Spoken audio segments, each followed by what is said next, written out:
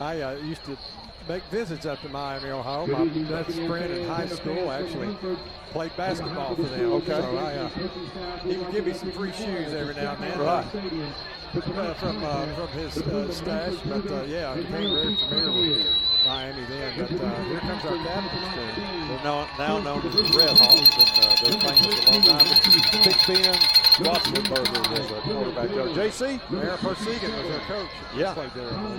Yeah, guys, we're getting ready for the coin toss tonight, presented by Sumner Prevention Coalition. They brought us every week. They're working to achieve the goal of a community free of substance abuse. And we really appreciate them being our sponsor. And Terry, you're right on the Munford uniforms. They look just, it's a little deeper red, but they look just like Miami, Ohio. You're right on that. Of course, Beech, I think most resembles Auburn probably in their look and their color scheme. Maybe Virginia. Yeah, that's true too. Yeah. And the toss is in the air.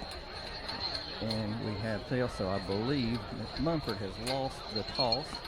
And the Bucks are going to choose to defer to the second half. So we're ready for the coalition kickoff coming up next, guys. Thank you, JC. And it looks like Beech will defend the east goal, the goal nearest the school, nearest the scoreboard. And Munford again will receive, and we'll get to see this single wing offense. And Charlie, I hope the lights went out. I hope that didn't mean that. Well, there was a time with these old analog, these old lights where we had they go out. It's going to be 30 minutes to turn them on, but now these things flash. You know, we have fireworks going, got the lights turning on and off, orange and blue, clothes and stuff. It's big time. Here comes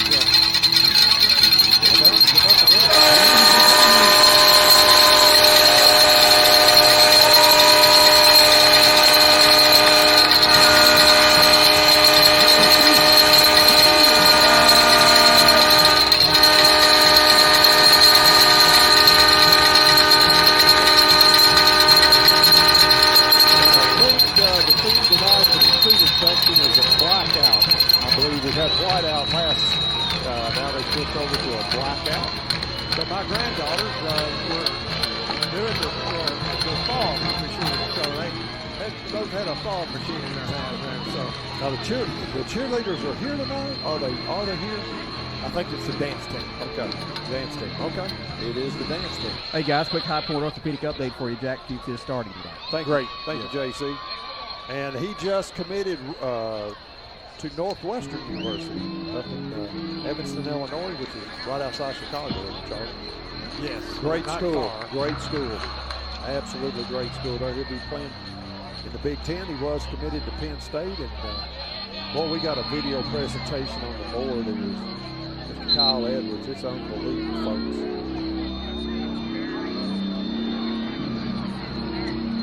Just sitting here watching this. Wow. We're high tech, man. We can almost have a haunted horror movie going on. This would have been good at Halloween 2 weeks ago. That is great. And now we've got, we're back to playing football. All the fireworks and the video presentations and us talking about it is over. We're getting ready. Again, we want to thank Mr. Larry Maynard for sponsoring our countdown to kickoff. And now we are getting ready for the, as JC said, the Sumner Prevention Coalition, working for a addiction-free and drug-free Sumner County. A very worthy endeavor. Nate Crawl will kick it, and only a single back. I believe that's Turnage, number 23, and Crawl kicked it, and he'll take it at the goal line, and he will not be allowed to bring it out. The referee right there on the goal line says nope, the ball is fielded in the orange, and it'll come out to the 20. And Charlie, we get to see this single wing is number 2. Pay starts, and number 20, Dortch, will be your setbacks. Turnage is your wing back. And the size of this blocking back here, number 9, like I said, he doubles, I believe, as a defensive end. They have some size on that. He's good size.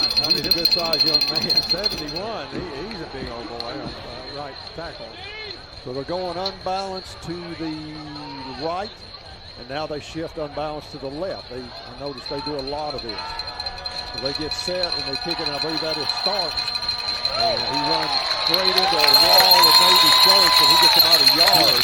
And on the bottom of that pile was Wyatt Davis, Maverick Hank, and I believe maybe Sam Keith over there too. Keeping it in tight. I think that's the plan. You know, pack the middle. You know, got to keep them within the ends that you contain too. But they're going to run off tackle if they hold true to what they've done thus far. They're going to do that most every play. I noticed, and I may regret saying this, but they don't go outside a lot. Now here they do, and man, huge hit. And that was Sam Keith, I believe. Ted Marine, he blew that play up, and he actually lost back to the original line of scrimmage, so now 3rd and 10. Part of this type of offense, you want to put them in these long situations. You do. It's not a quick strike type of offense, or at least that's been the case for them thus far this season. So we got to watch number 23. They have been known to throw to him out of the backfield. That's Turnage, Bryson Turnage. He'll line up on the right side. And the direct snap and there's that little inside reverse. And Turnage tries to get outside. And a beautiful play there by D.K. Williams. He played it home.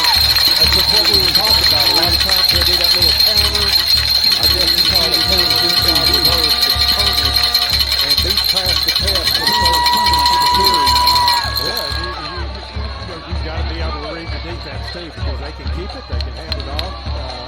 So you've got to be disciplined. You got to stay home. You can't over pursue. And go to them, but don't over pursue. So we got Laster, kind of a different formation. Brock Miller is standing on the 45. They're both on the near hash mark. Laster's on the 45, and the kick is away. That's number 4. And Laster, it hits and takes a big Munford bounce. It hit at about the 43, and it'll be down at about the Beech 28. And that was number 4. That was Houston Yount. Remember Robin Yount years ago? Was a great, I think, Hall of Fame baseball player for the Brewers. That's right. Good memory. With Robin Yount. And this was Houston Yount. And so with 9:48 left in the first period, 3 and out for the Cougars. And here we go. As JC said, Jack Fuchs is back at left tackle start. And they'll split Miller out wide left. Laster's in the slot left. And I believe that's Wyatt Davis out on the right side. A low snap. And Powell keeps it 35-40. Gets a block. He's outside. 45-50. 40 in the Munford territory. And he's finally knocked out at about the 33. As hard as we were saying, Munford's got a lot to worry about on the defensive side of the ball. They do. You know, it's number 23 for them. Safety, he got all he wanted then, that's for sure. That's Turnage. That's your wingback on offense. So Kaden Powell just lowered the boom on him.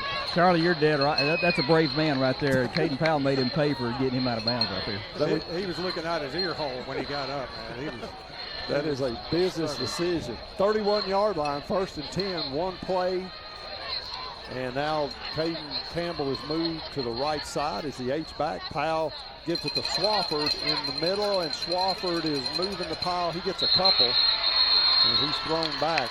And let's see where they'll mark his forward progress. It started out at 31. They are going to mark the ball at the 30, so give him a gain of 1. He's 2nd and 9. It's number 71. I commented on him, Hobbs. For Munford, he's 6'3", but he's got to be every bit of about 280. We don't have a lot of measurements on these kids, so we're guessing. But, yeah, I'll go with you on that. He's 6'3", but he's got to be at least 250, at least. So here we go. Miller out wide right. Laster to the left. Caden Powell gives it up the middle to Williams. Williams pushing the pile inside the 25, and he is down to about the 32, or 22, excuse me, so it's going to bring up about a 3rd and a long 1. And I'd say, Charlie, we got 4 down territory here if I know Mr. Crabtree. Coach Crabtree. Oh, yeah, we don't fake a punt. We just line up and come at you. We're not going to fake much. We're now going to an unbalanced line anyway. Miller comes off the field. They add an extra lineman. They give it to D.K. Williams. He's inside the 20. To about the 18, and that will be enough for WHIN's 127 in on his first down. And move the sticks. 8:13 left in the first period. Again, Beech on their initial offensive drive. And Charlie, I tell you the best way to keep them from scoring, if you got the ball. If you keep the ball, it's hard for the other team to score. Unless you throw an interception. Exactly. But if you keep running it. Yeah, we're just pounding it right now. And again, he brings Laster in motion on the jet, fakes the jet. Powell straight up the gut, runs over a couple of white shirts, and he's down near the 10. And let's see where they mark his forward progress. They're going to call it the 11. And let's give him the gain of about 7 on that. You know, what Beech through Powell does, by just pounding it, he's a big kid, 6'4", 250 or whatever. He just keeps pounding, and he's one of the top 3 fastest guys on the team. And you just continue to pound this team with those runs. It'll wear the defense down eventually. We got a flag. The umpire who works in the offensive backfield now. And I believe we're going to mark 5 off against our Bucks. And Charlie, that offensive line, I'll put this offensive line against anybody. And, they just, these guys lean on you all night. It wears on you. And again, Munford has some size, no doubt. And up in front there, they've got on their line, number 11, Dakota Lum. Number 7 is Landon Cunningham, and the young man that's a blocking back, Colin Sharp, number 9, also plays on that line. And they're using, looks like to me, they're using 5 down linemen. So they're packing it in pretty tight. Well, they certainly need to. Again, he gives it to Crutcher. Crutcher straight up the middle, baby. He's into the orange turf. Touchdown. Beech Buccaneers. Devin Crutcher right off the left side. He was behind, I believe, Hunter Smith and Jack Beech. I don't think anybody touched it. Great blocks over here on this left side. Hunter Smith and Jack Beech. Glad to be back. That was the William Styles Company Financial first score. Again, from the Becca Nazarene University is our touchdown sponsor for the year. And I'll tell you about William Styles here just a minute as Thomas Mendoza steps on the field. Snap from Champ Nix, hold by Curry, and straight between the tracks. Thomas Mendoza does it here. Shuffle as he comes off the field. And again, William Styles will take the equation in Hendersonville and Sumner County. William and his team bring you your Beech Buccaneers' first score of the game. Let William and Country Financial help prepare you for the future with insurance protection to achieve your financial goals.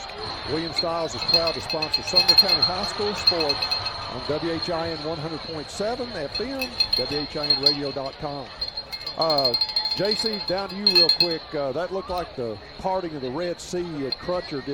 I might have even been able to run that in. Yeah, guys. And they're lining 4 down linemen, 2 outside linebackers, but it's in real tight, so I think they're trying to take off the A gap in between the tackles, but that left side of the line with Fuchs and Smith, they just punched that right down their throats right there, and it's an impressive start, just what you want for the Bucks. Brandon, that covered how many? Let's see, that was how many?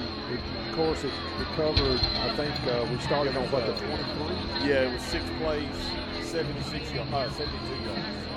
Yeah, we burned up too much time there, though. Exactly. What was that? 3 minutes? Right at 3 minutes. Yes. That's just taking too long. Kidding, of course, but the last game, Beech seemed to score in under a minute on a lot of their drives. Nate Crawl will put his big right leg to it, and he kicks it, and now Turnage will have a shot at it. He fields it about the 5-yard line, comes straight up the middle. He's got a blocking lane, and Nate Crawl slows him up, and he finally drug down at the Beech 43 and saving a touchdown there, I believe was number 29, and that is a sophomore, and that is Landon Johnson. Nate Crawl slowed him up enough, or he was gone. Yeah, he was, and he was threading the needle on this Beech sideline. Our kickoff receiving teams had some struggles throughout the year. You just kind of hold your breath because they seem to find a seam on the far left, and the far right, and take advantage. We're having a hard time closing that. But you could just see the speed of Turnage. Again, not the biggest kid in the world, and they'll fake the inside. Tay Starks trying to get outside. He's inside the 40, and he's finally driven out of bounds. And man, DK Williams slammed him to the turf. And I think there's a flag on the field as they ran him out of bounds at the 38-yard line. But that was a hard tackle. That was a Jeff Jarrett type Woo, tackle. it was. Yeah. Yes. They're going to mark off some more yardage here, unfortunately. They got the ball spotted at the 38, but if that is indeed a 15-yard personal foul, they will be down to our, that'll take them down to the 23. Well, we weren't innocent on that play, but you get caught up in the moment, and it's hard to know exactly where you are when you're in the heat of the tackle like that. So long conference here between three of the referees. Got a personal foul. Jason, you can like this on that, my friend. Guys, I wish I had a good explanation for you now. Judging by the standing up and uplifting of arms on the Munford fans' side there, I think they don't agree with that either. Well, we don't know what was said. Right. We don't know what was said down there. So. Right, that's right. And so as it is, it's back to the Munford 47, second down. It starts straight up the middle, and he's put down at the Beech 47. And man, their offensive linemen like Hendersonville, buddy, they block to the end of the play. So it's going to bring up third and about 14 as they've got to get to the Beech 33, and they're at the Beech 47. So whatever that happened, it was across the way from us. We couldn't see what happened, or somebody maybe hit somebody after the play was over. But as it is, the 15-yard penalty backs them up. And a direct snap again. They do that little inside to Turnage, and he gets the yardage back down to the 38. So he gets it to about a 4th and 4. So big decision here for Munford, Charlie. What do you do? Well, they're going for it, I'm certain. That was what we would have called in my day. It was good. Madison, where I went, and now the Navy now say the back four. It would be what we would have called a 44 blast. Yeah, and I played 4. So that would have been a 44 blast.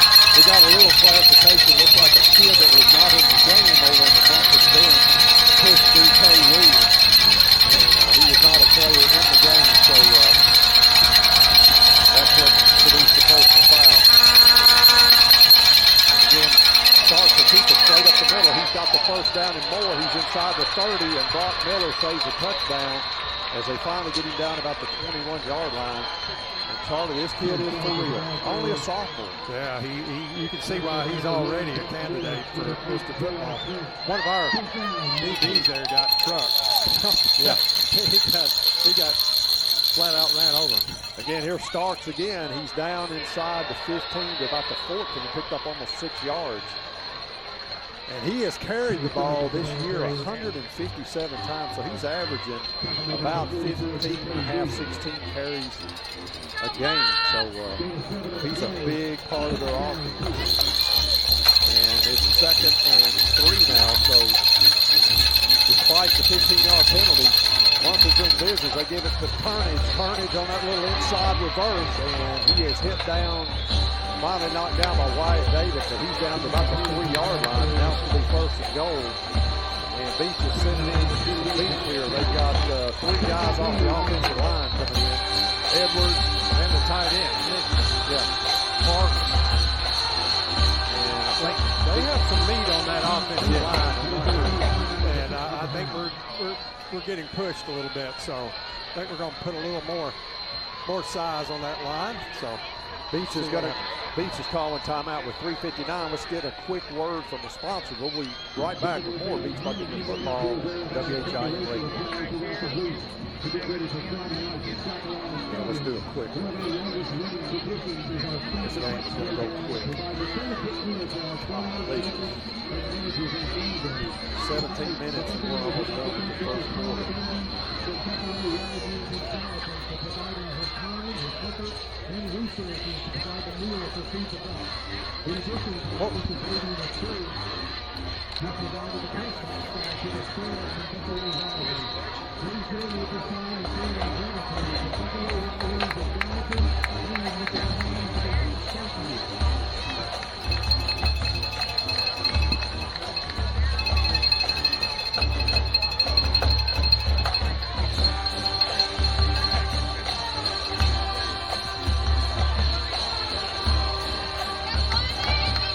Back to Shock Island Stadium.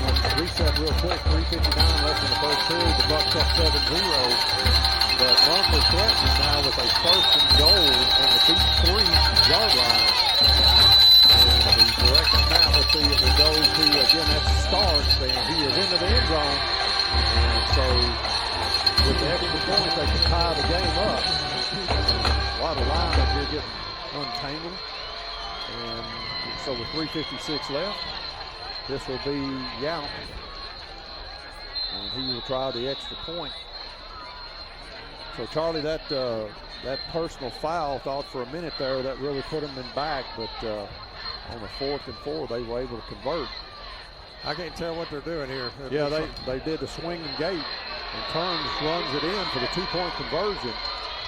The direct snap to Turnage, and so Beech called a little unprepared there.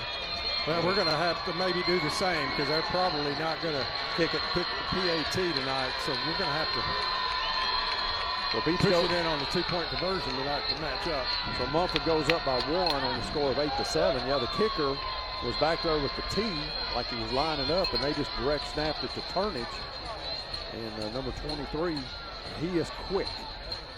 And he got to the edge there on the left side, and nobody touched him. So 3:56 left. Munford will be kicking off. Well, we're putting some good hands, people, on that line because Munford throughout the season has been notorious for onside kicks. Actually, I think that's more the norm for them than kicking it deep. So let's see what happens here. Lucas Crowell, number 49. Brandon and I watched him warm up before the game, and he is a very active kicker. He was kicking extra points. He was automatic, so it kind of surprised me that he wasn't the extra point kicker. Well, apparently, after that first series, Munford coaches had a good discussion with the offense. They did a much better job that last series, Munford did, of pushing our defensive line off the ball. With the misdirections they're running, you get past that initial line of scrimmage, you're going to do some damage. And now they do try the onside kick, and it goes out of bounds. It was touched by Beech player, but goes out of bounds. They actually used 2 kickers there. Yount was number 46, but I didn't see who the other kicker was that actually kicked the ball. And of course, Beech gets great field positions. The ball went out at the 47. Terry, when the linesman dropped the flag, I thought Brock Miller got a good hand on that. We went through his legs, but we'll see if we get more yardage on this or not. Yeah, let's see what happens, what they do call here with White Hat. Legal procedure against Munford. And they'll mark off. It is. So it's 5 yards from the spot of where it went out. Yeah, because it's 25 yards from where it was kicked if it goes out of bounds. And so let's see, they're doing the math on this. You know, it's not big double digits, so hopefully we'll figure it out. Yeah. And now they're coming back. Yeah, now they're coming back. Maybe. I think they're going to start all over again. Well, we're right back where we started. Yeah, so from the 47. I think it's a either or. You can take it or so they pick up the flag. So we'll take, I think we decided to take it where it went out, which is great. It's at the 47 of Beech. One receiver split wide left. And let's see, they bring Campbell H back to the left. Powell fakes it right up the middle, 50, 45. He's tripped up. And he's down to the 45 of Munford at 0. That's Braxton Grant saved a big game. Kaden Powell had steam and going down here. Kaden Powell was already looking for the guy he was going to hit carrying the ball, but guy tripped him up. That was truly a shoestring tackle. Braxton Grant, he is a junior. A lot of juniors on this team for Munford. And they split out. Laster will be wide out on the left. let's see, they throw it out in the screen, and that is Laster. He gets past the first down. He's gone to the house. Barry Laster, no flag. Nice block out there. One play, that's pretty easy to do on that one. Two plays. Time of possession there wasn't all that either. Yeah, I think we started that drive at 3:56 left. So it was about a 40-second drive. Mendoza will try to add the extra point, and Beech is going to kick the extra point. So there's 3:11 left in the first period. Beech strikes quickly. And the snap, the hold. Again, a beautiful hold there by straight through the pipe. Well, he didn't go for two, so we're all right. Going to take our chances. So 3:11 left in the first period. I don't know, Charlie. It may be the last man standing on this one. Now, Beech will get the second half kickoff. Again, that Trevecca Nazarene University touchdown. They're our season-long touchdown partner for all games on the WHIN radio network and WHIN 100.7. Trevecca's been home to thousands of Sumner County students after high school and has led the way in higher education right from the heart of their beautiful Nashville campus. Trevecca is one special university that sets you up for a lifetime touchdown. Want to learn more about Trevecca? Visit them at trevecca.edu. Trevecca Nazarene University, serving Nashville and the world since 1901. We are hoping that we'll continue to call their name all night long as our touchdown. A quick score of interest. Hayes is up 3-0 over Kirkwood. Almost in the first quarter. And we want to wish the Westmoreland Eagles all the best of luck. They're the only other Sumner County team that's still in business. And Turnage watches the ball go out of bounds, and that'll be a penalty, so they'll start at the 35-yard line. Another score of interest, you mentioned Westmoreland. They're losing currently right now 21-0 to Mark West. Well, they've got a kid down there named Graham Simpson. If that name sounds familiar, yes, his older brother is a pretty decent quarterback at the University of Alabama. Yes, and I think they said he's a sophomore. Of course, he started every game, and I think he's north of 80 touchdowns in his career already. Yeah, he is. Now, between his dad is coach of UT Martin and his brother quarterback at Alabama, he's had some good mentors. Yeah, if he's outdoing his older brother in high school, that's saying something. And he's just a sophomore. Right, just a sophomore. Graham Simpson. So Paul over there for the Eagles. Here we go, folks. And they shift unbalanced now over to the left side. And asking for the ball. And again, it starts. He's trying to find room, and he's held about a yard gain that time. You know, in the two plays where they shifted the line, they've had no gain. Right. So I don't know what it is, but it's creating a different matchup. He got it a little less than 2. Ball just short of 37. Let's just call it 2nd and 8. And again, that was Starks, number 2. He's going to get the vast majority of the carries. And the other back there back with him is Taylor George, number 20. And they go down in the direct snap again to Starks. He's trying to run outside to the left, and he gets some running room, and he's got a first down as he's up over the 45 to about the 47. Charlie, there's just nothing fancy about this. It's just like, you know, they used to say the old Southern Powell, student body right, student body left. And that's what you got here. Just everybody go one way and block. Yeah, I mean, they're running off the unbalanced side tackle. Like I said earlier, you get through that initial line of scrimmage, you make stuff happen. Now they're unbalanced right, and they come to the right, and that is Starks. He's up in the Beech territory, and he's finally dragged down at about the Beech 36. And that'll be another first down. So 2 plays, 2 first downs. Charlie, I could see this kid probably running the ball 20 or 25 times tonight at least. I'd ride him till he had cramps. Yes. I'd ride that field all night. Yeah. I'm going to Well, this is a break now as they send 2 receivers wide to the left. This is the first time they've broken the close formation. Now this time it goes to number 20, Dortch. And he's down inside the Beech 30 to about the 28. And he'll get, let's call it a game of about 7. I don't know what they're averaging per carry after that first series where we shut them down, but it has to be 6-7 yards. Yeah, and again, let's see. Dortch is not one of their leading rushers. Its tonnage is 715. And then, of course, Starks has almost 1,500. And the snap goes to Starks. Now he comes to the right. Again, he just gets behind his lineman and he waits for an opening. And he's got a first down as he's down to about the Beech 22. And again, Charlie, nothing fancy. He's very patient. He just watches his blocking in front of him and then picks his hole. Very unique offense. Well, it's an old offense. It's like a flashback to 30-something years ago.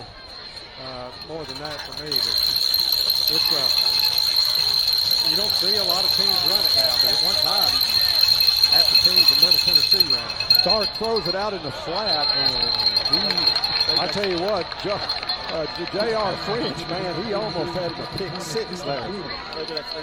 Woo! And so that is a first pass of the game, and that looks pretty ugly.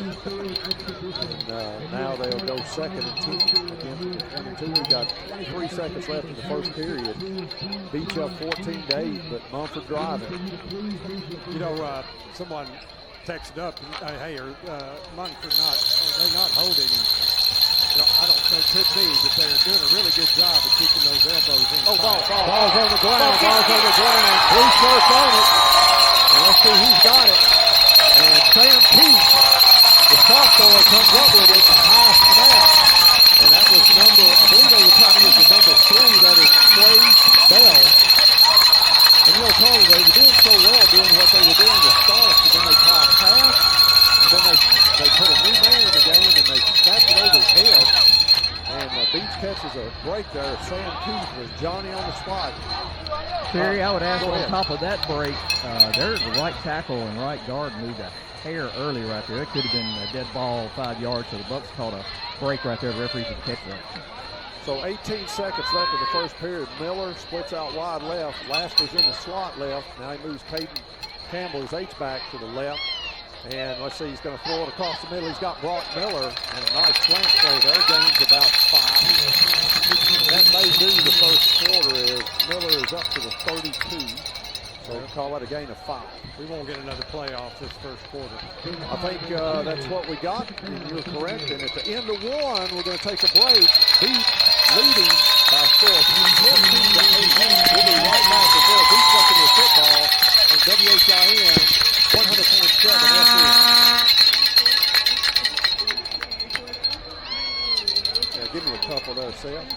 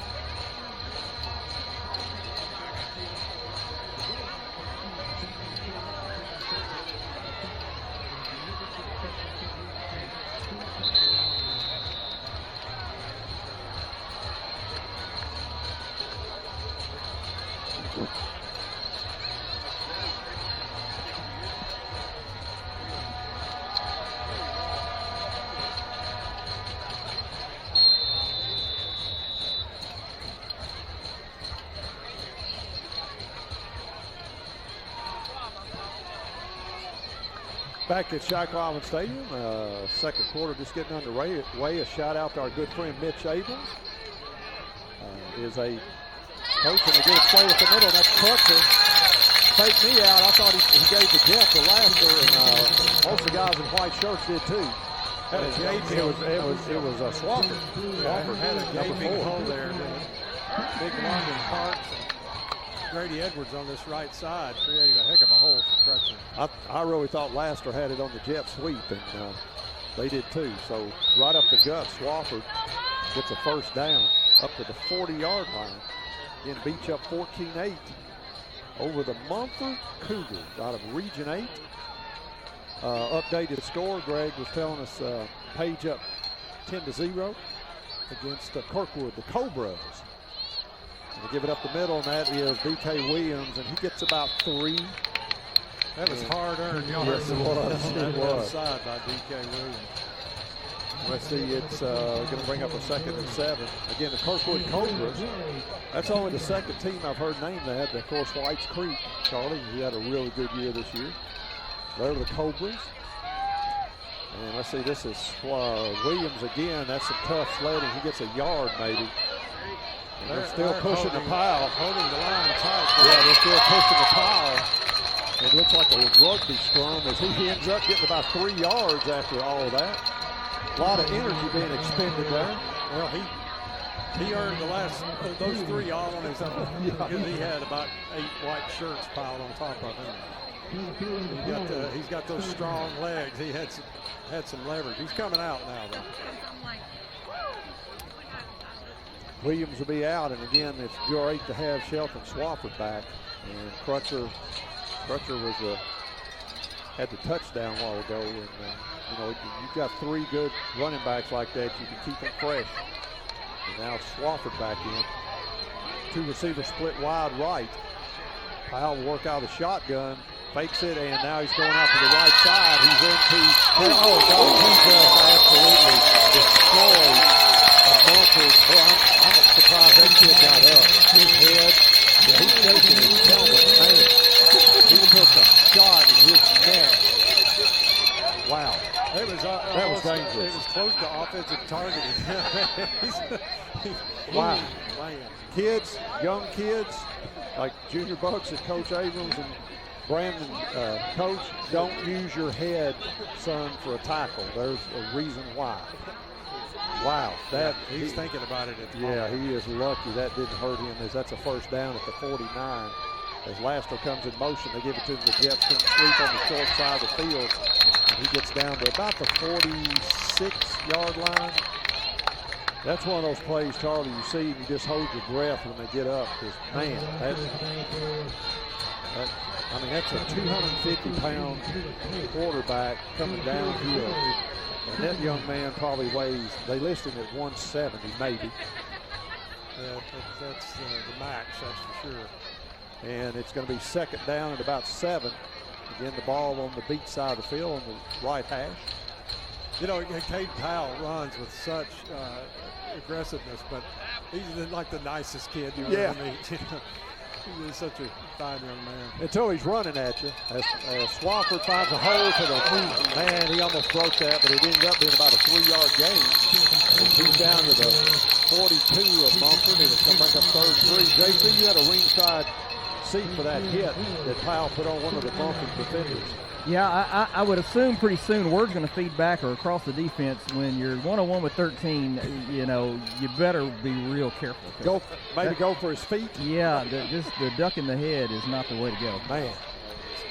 Miller splits out wide right. Laster to the left. He comes in motion. They fake it to Laster. They give it to Williams up the middle. And he, on his own initiative, man, he keeps piling it on. And he's got the WHIN 127 FM first down. He gets down to the 38 of Munford. Again, with 7:45 left in the 2nd period. Beech up 14-8, looking to extend that lead. So Williams will come out, Swafford back in. Back to DK.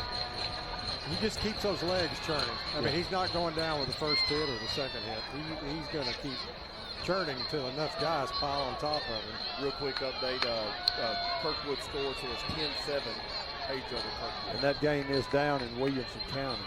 And the winner of this game will more than likely go to Page. And let's see, Swafford keeps it. He picks his way through a hole there and gets a moderate gain of about 2 yards down to the 36. But what I like about what we're doing, we've had 2 series that we scored on. We scored really quick, and we're grinding this out a little more. Right. You know, not looking for big plays, just grinding it out, 3 yards, 4 yards of play, playing it safe, and just grinding it out. And we need to keep the ball out of the hands of Munford. As again, that's Laster splitting wide right. He's got single coverage out here. And Powell gives it to Crutcher. Crutcher into the center of the line, and he pushes and shoves, and he gets about 3. And so it's going to bring up 3rd and about 4. Almost 5. So,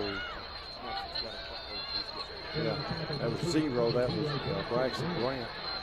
And the ball, let's see, is marked at the 33-yard line. We've got to get to almost the 28. So it's almost 5 yards to go on 3rd down. And again, this is 4-down territory, Charlie, I got to think. Oh, no doubt. Buccaneers, they can be on their own 30. It's 4-down territory. Crutcher is your setback. Laster splits wide. And let's see, we've got a flag here. And this I think it's going to be a motion.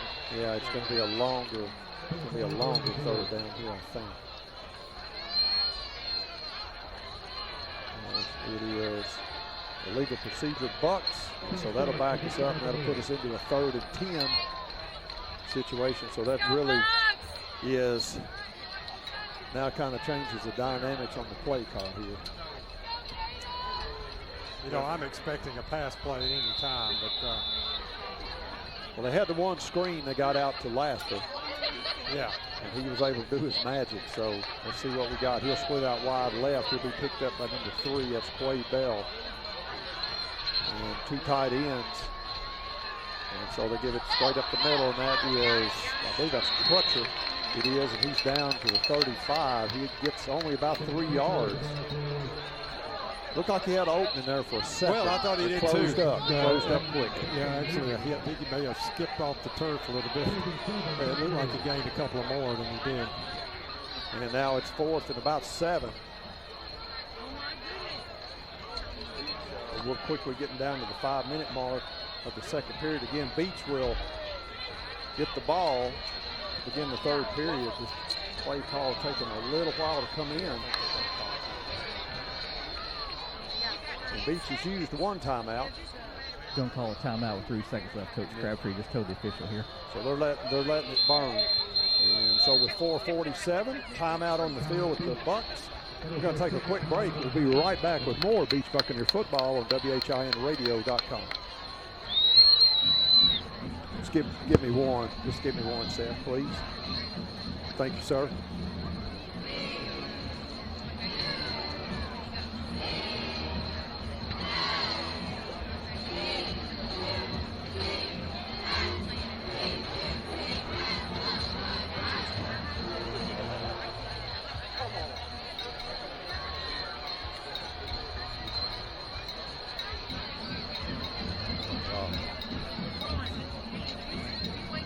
Golly.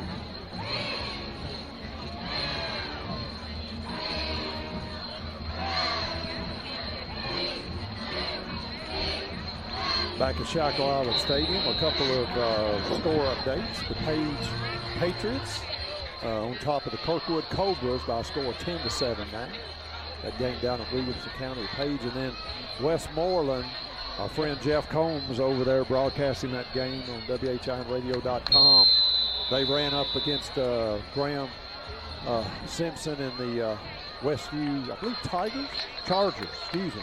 And it's 28-0. And you said what, 10 offensive plays, 4 touchdowns. So now on 4th and about 7, Powell will take it. He's looking, throws out in the flat. He's got a wide open Swafford, 20, 10, 5, touchdown, untouched. Well, they fell asleep right there with the Northern University touchdown, Beech Buccaneers. I was feeling the pass. You said it. Grinding it out through those drives. Well, a little bit of it was just a little wheel route, Charlie, and they just lost Shelton Swafford out in the flat. Nobody close. Looks like they're going to actually go to the 2-point conversion here. Well, Sam Keith comes in, tight end. They add a little bit of muscle there. And let's see what we got here. Champ mix in, so they're going with a double tight end set. Maryland I. Yeah. And Swafford is your tailback, and they give it to Swafford, and he is going to swallow it up. He lost it back to the 9-yard line, so that PAT does not work, so now it's 20-8. And that I thought they might try that too, to slide off, but they tried the student body right, and Munford Cougars smelled that one out. Hey, just a shout out to some folks. Philip and KK up in Gatlinburg listening tonight, and we've got Davey Glover, who actually ran this single wing in high school as wow, our quarterback, and then we have Ken Klopp listening, and Alan Lindsay. You know, he's one of our faithful listeners. No matter where he is in the world, he knows where he is this week. Yeah, we need to know where he is. Yeah, we kind of look forward to him where he's at. Have you heard from Owen's granddad, Aaron? No, I texted him and said we were on the air, and he said thanks. So I don't. He may be in the stands tonight. He could be. Could be. Big A is what we call him. Okay, let's see what we've got now. Is Nate Crawl will tee it up, and they will drop it. Turnage is back at about his own 15-yard line. Not real deep. Not really respecting Nate's right leg, and he kicks it, and it's going to go and be fielded at about the 18-yard line by Turnage, and he comes up the sideline. I believe it was Champ Nix drove him out, but he's up at about the 30, let's see where they mark, 31-yard line, I believe. Ball went out on the Munford sideline, so Munford has all 3 timeouts left, 4:34 on the clock. We're going back to that speed package on the defensive line we started with. We put some meat on that line off and on for a couple series, but now we're back with the original starting 11 on defense. And they're out unbalanced. They were unbalanced to left. Now they shift everything. Well, they're still unbalanced to the left. And this is Dork, and he is up around the 37, 38. They finally wrestled him down at the 40. They call it hit forward progress at about the 38. 37. Yeah, see where they're marking. Yeah. So let's just call it 2nd and 3. Again, Munford has plenty of time. They've got 3 timeouts left. They're going to work tempo here. But again, they will, as one of their players went a little quick on the right guard. They're going up to the line, Charlie, and they're setting real quick. You know, going down in the 3-point, kind of trying to draw us off, and one of their players got a little mixed up there. Yeah, that's part of their scheme. They do that quick drop there on the line. And so they'll back them up 5, and now it'll be 2nd and 8. 4 minutes, and the clock is ticking now. Again, they will actually send a wide receiver out this time. That's number 8, and that is Mason, one of the tight ends. He'll be picked up by Miller. He's wide to the left, and they will run to the left. And again, this is Starks trying to get outside. And a nice play there by Owen Knight and others. I don't know who's on the bottom. Owen Knight was on the top of that pile. And underneath there was Owen Knight. Terry, I'd highlight J.R. French right there. He had to come up from the safety spot, turn that into the inside. He had about 3 guys blocking, but he gave his body up for the team right there and turned the runner into the pursuit. There you go. So 3rd and 8 now. One thing about J.R. French, there's a lot of good things about him. He plays his part, no doubt. What do you think about his dad's oven this he came in with tonight? Natural, he admittedly said he did not fix it. He's got has soft hands. Here we go, folks. They shift again, and they're going unbalanced to the left. The direct snap, and this one's the Dork. He's trying to get outside. He's over the 40, and he is the 40. Beech. Brock Miller's the only guy to catch him, and he will not get him as he goes into the end zone. I thought Brock might have got him, but he takes it all the way. And so that was, what, a 60, was that 67 yards? Was it the 33 was the line of scrimmage? So that quick, that was Dortch. That was not Starks, as he went off the right side. And yeah, he's a good little runner in his own right. Yes. I mean, let's see what we're going to do here. Houston Yown is lined up as the kicker, and he will become the holder now for number 49, and that is Crowell. So it looks like they may try to kick the extra point. And they kick it, and it is through the uprights. It barely got over the crossbar, but that's good as a mile. And so it's now 20-15. Beech should have time for one more drive. Did you see that Jacksonville Jaguars guy kick that? I think right at like 70 yards. Oh, yeah, incredible. Yeah. I mean, that guy, he's had 2 now over 65 yards.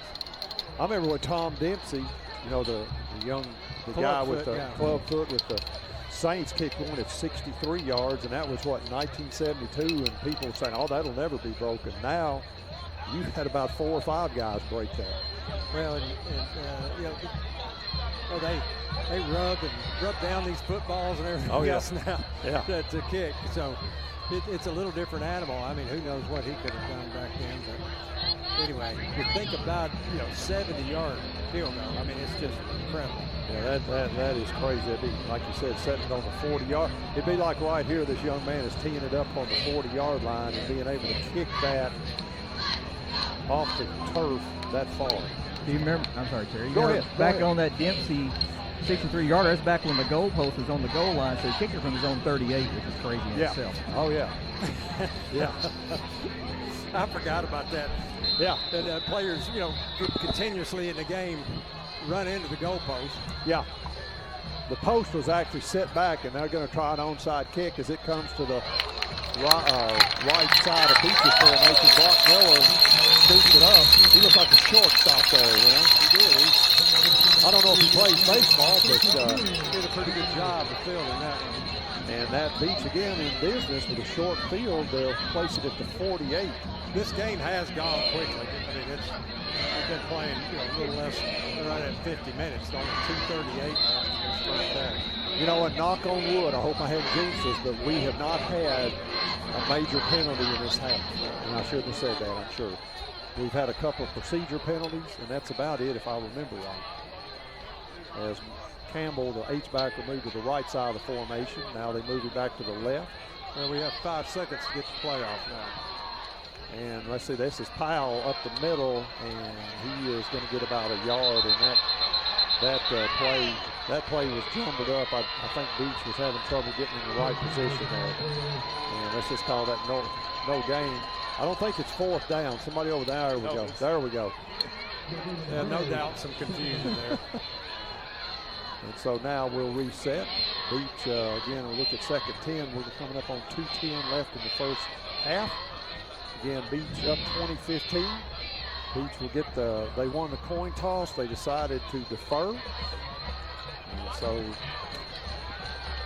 they will hopefully get some points out of this drive as Champ Nick splits out. That's a rarity. Tight end. And they give it the last on the jet reverse. 50. He gets a block from Powell. And they're going to call a flag there. They're going to call a hold on Nix, I think. But bunch of flags down. Lasker actually got down to the 30-yard line. I thought it was a pretty good block. I did too.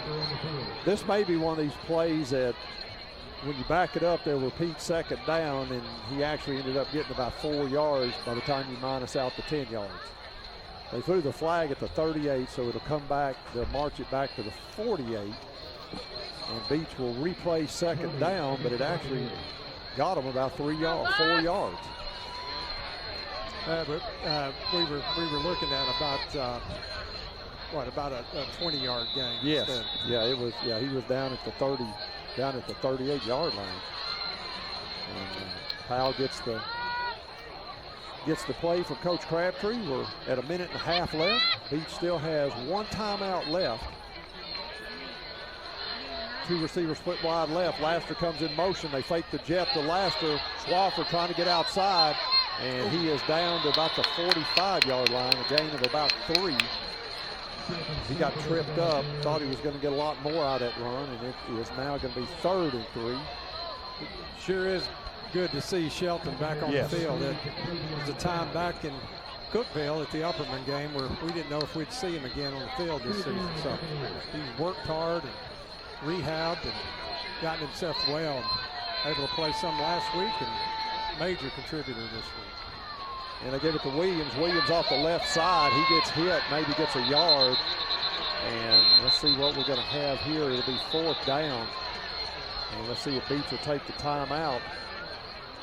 It'll be 4th and about 2. And we're down to 33 seconds here, so Beech's going to have to work quick.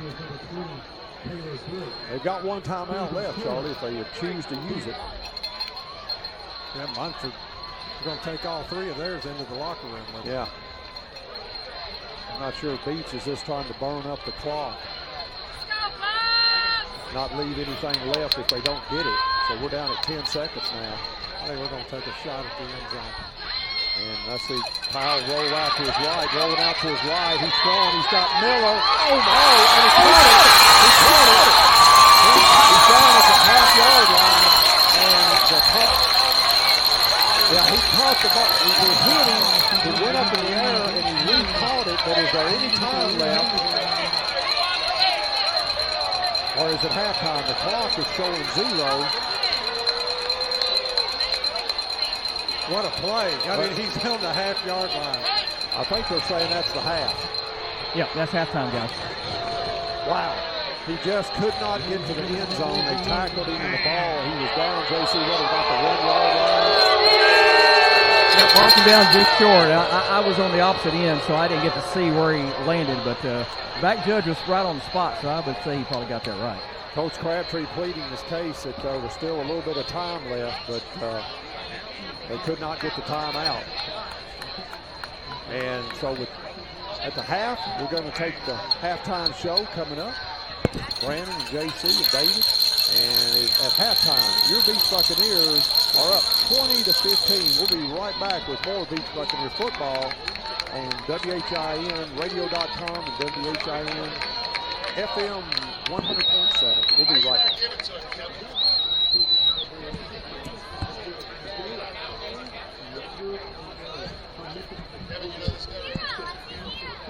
All right. Thank you, Seth. What do you want, 2? Let's do 2, Seth, and then come back. Brandon will be on my headset.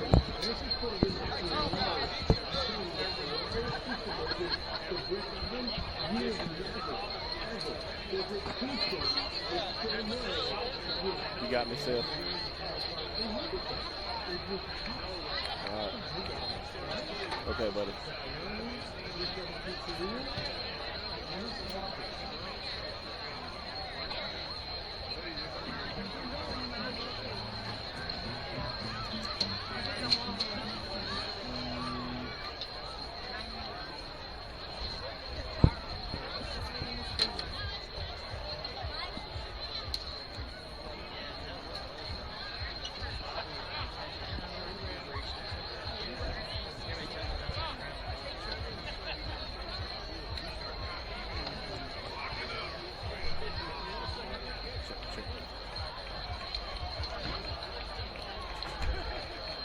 Ladies and gentlemen, performing tonight for halftime, please welcome to the field your Beech Police team.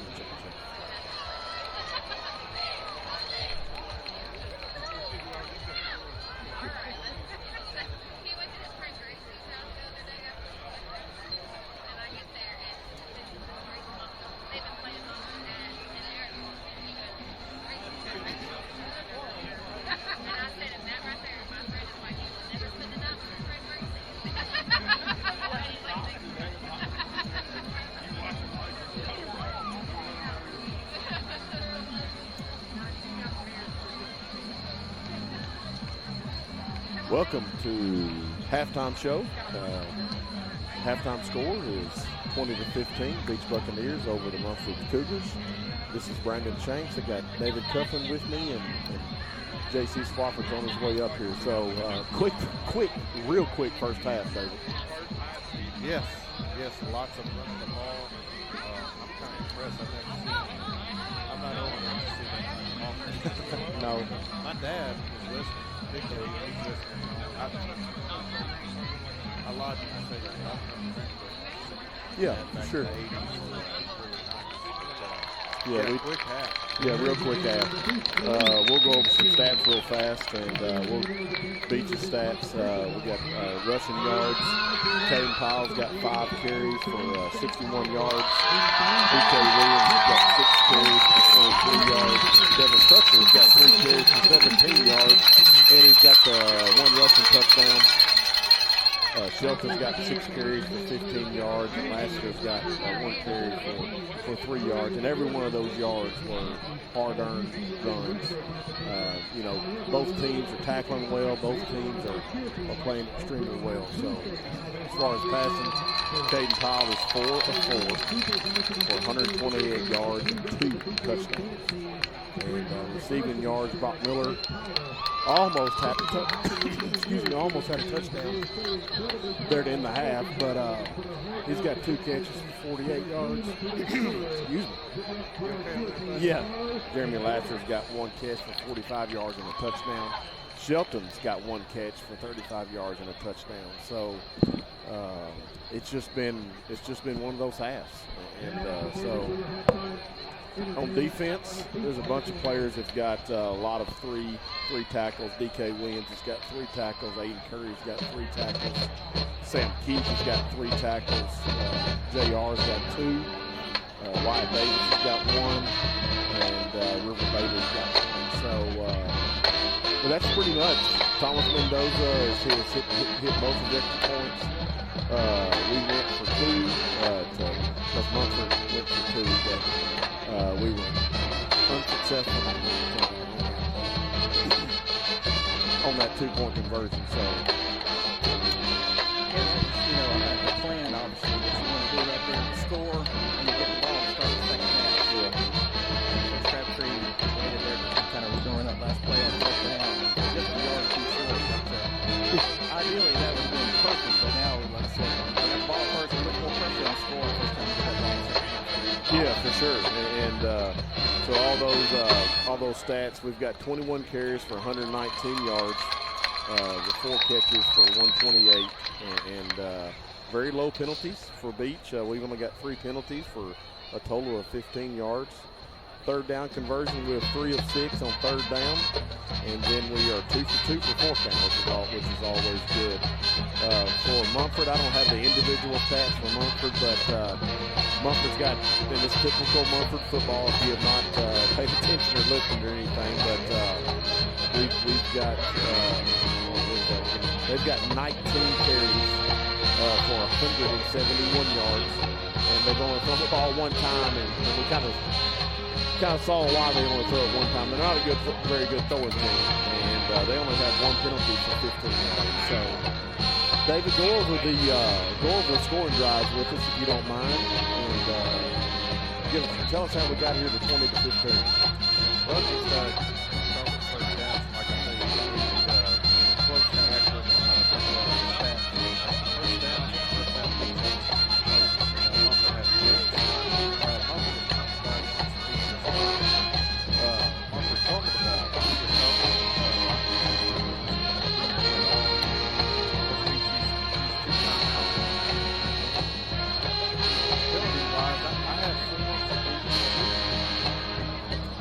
I just had 1, but that's okay. Yeah, I got a personal flag. Yes, on Munford. Also, I got the Oh, okay. I missed that. Yeah, exactly. Yeah, Carry him along, David. He's weak. I agree, man. It's been a rough week. I'm not feeling very well this week. total plays.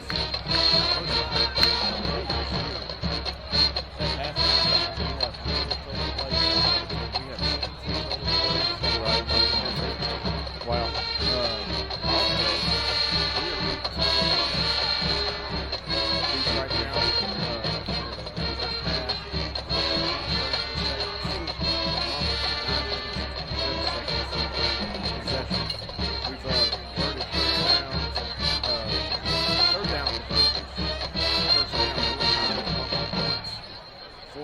Fourth down convergence with first downs. Beech has done it twice. Yeah, that's my stats that I heard. That's good. That's good. Like I said, it's good. It was a quick first half, and only a total of. I was talking to one of my buddies, Justin Groves, earlier today, and I said I'd be surprised if it's combined more than 12 passes. Well, we're currently at 5. Yeah. So I'm I'm good to go right now. I think we bet a cup of coffee, so it really wasn't that bad. Well, you say that, both special teams really blocking up the guys. Yeah. And just stopping what we're doing. They usually can take Kaden Powell to the game. Yeah. He's had that big game.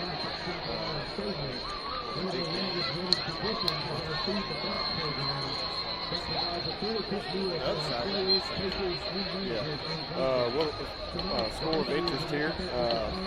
My brother's down in Nolensville is in Henry County, and I told him that he needs to make the track to Henry County, and so he did go down there, and it's halftime there.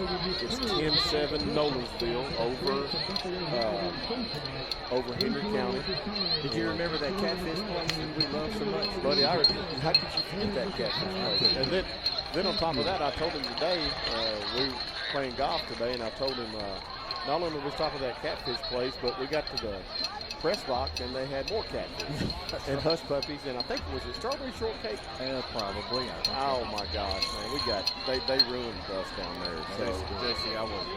Well, yeah, before we had you on staff. So. Yeah, Oh, okay. before we paid you the big bucks. Oh, So, but no, Henry County is an awesome place to watch. I mean, the only high school in the county, and Friday nights is you either stay at home or you go watch Henry County play football. So it's a great place to. Any more scores down there? Anybody got any scores? Go ahead. Lots of good games going right now. I tell you, our friends up the road, East Robinson, they're tied at 14 in the second quarter with Peabody.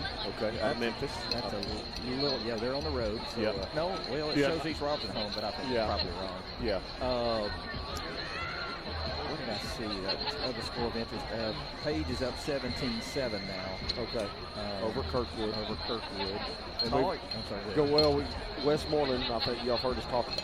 Unfortunately, they're at Martin Westview tonight, and I don't think it's very pretty. But it's 35 nothing currently. Yeah, nothing against our friends from Westmoreland, but they just ran into a team that's probably going to win the state championship for the second year in a row.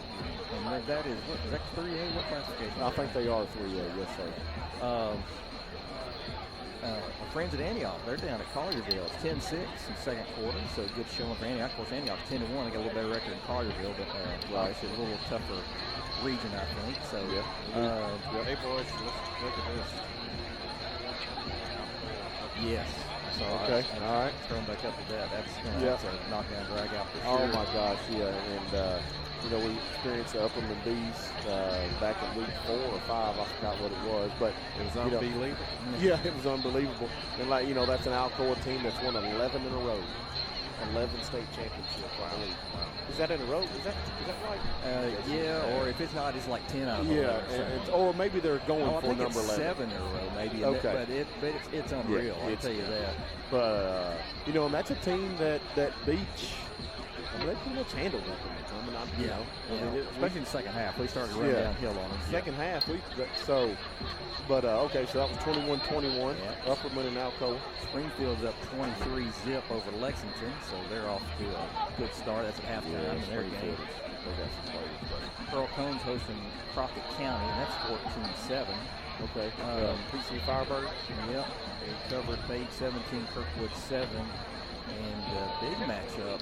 Well, Science Hill is up 14-12 over Green Hill. All right. So I don't know what happened there to get to 12, but that's kind of an odd score. And then the big matchup was Oakland beat Bradley Central 28-3. That's probably a little more lopsided than what people thought. Right. Powell potentially a matchup for somebody down the road in 5A. They're tied 30-30 with Lincoln County. Oh, okay. In the third quarter. We got a Ravenwood score? Well, I was looking for that, and Maryville Riverdale is a big matchup tonight, but Maryville is up 33-18 currently. And Anderson County, who's the only team to beat Alcoa this year, they're rolling. They're up 44-6 over Stone Memorial, who came into that game 10-1. Anderson County 8-2. I guess Anderson County, now that they beat Alcoa, did they play Maryville, I wonder, this year? That's probably one. That's a good question. They may have. Looks like Blackman went out to Goblins dinner, and they're winning 28. Oh, they've already finished that game 28-7. So the game's already done? Yeah, they've been an hour ahead. So I wonder if they played last one. No, they probably didn't play last one. They got that done quickly. So I don't think anybody will be playing Thursday night since we've cut the field in half. So there's not as many games. We're at 20 officials right now. Guys, I got a 3-8 CPA team. Yeah. 1 point against the 10-9. Yeah. CPA played everybody. Yeah, and they've already played CPA once this year and beat them. And I'm looking for the Ravenwood. Oh, Ravenwood is up 21-7 on Houston at the halftime. Houston has a 3-7 record, so they obviously upset somebody in the first round there. Well, Houston is known for every sport. Yeah. Out of Memphis. Maybe they play a tough schedule like CPA did. Yeah, for sure. Anything else on the private school side? Dave? Yeah, just the CPA network. Baylor 35-0 over Knoxville Catholic. No surprise there. BGA is up over Grace Christian 35-7. That's no surprise there. BGA's got about Franklin Road Academy is 14. Silverdale Academy. Nothing. Nashville Christian, Jackson Christian. Just Tied up at 14. really At halftime. 14 and a half. Huh. Interesting. So that's a good scoreboard right there. So. Yeah. Well, we're going to come back, and we're going to take a quick break. We'll come back for more of the halftime show. Again, it's Beech 20, Munford Cougars 15. We'll be right back with more Beech Buccaneer football.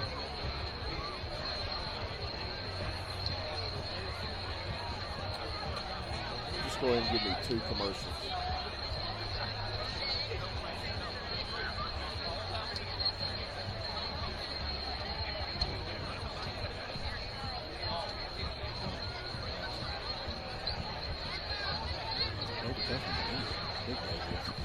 Yeah, he heard that.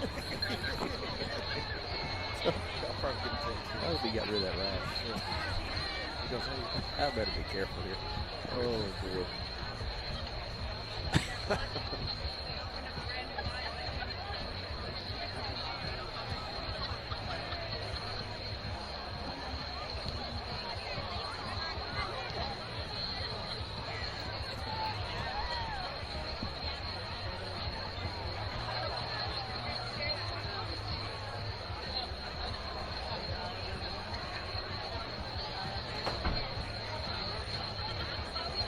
Simon's listening in as well.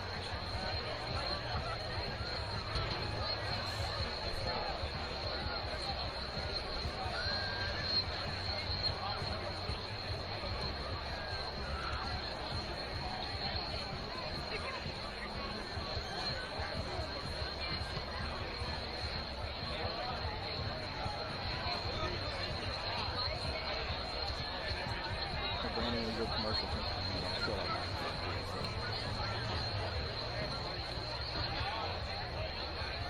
Ladies and gentlemen, there has a wall at the President's Gate. Last name is Square Room.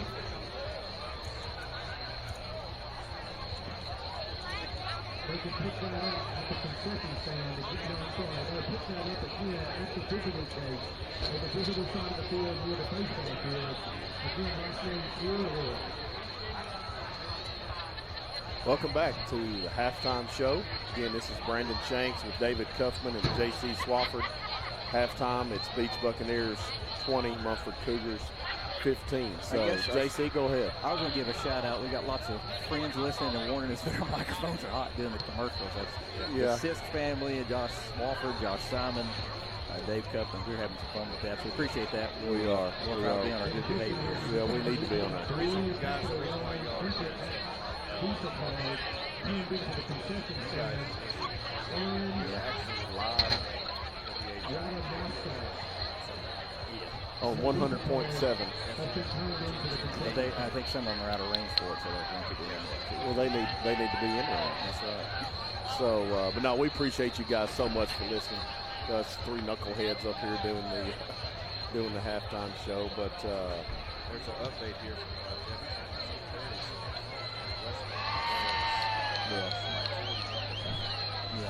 Martin Westview. Yeah. So we kind of figured that. Switching gears a little bit, we'll talk a little college football tomorrow. I will talk about my Volunteers. We play Diego Pavia's old school. We don't play them until 2 weeks, but we played New Mexico State Aggies. I did not know that until this week. They are the Aggies, and Is that a college? Yeah. no, well, it's a junior college. Okay. No, but so. What are they paying you? Oh, Bill, they're not paying us jack. I can assure you of that. We're paying them probably $500,000 or more. But it should not be close.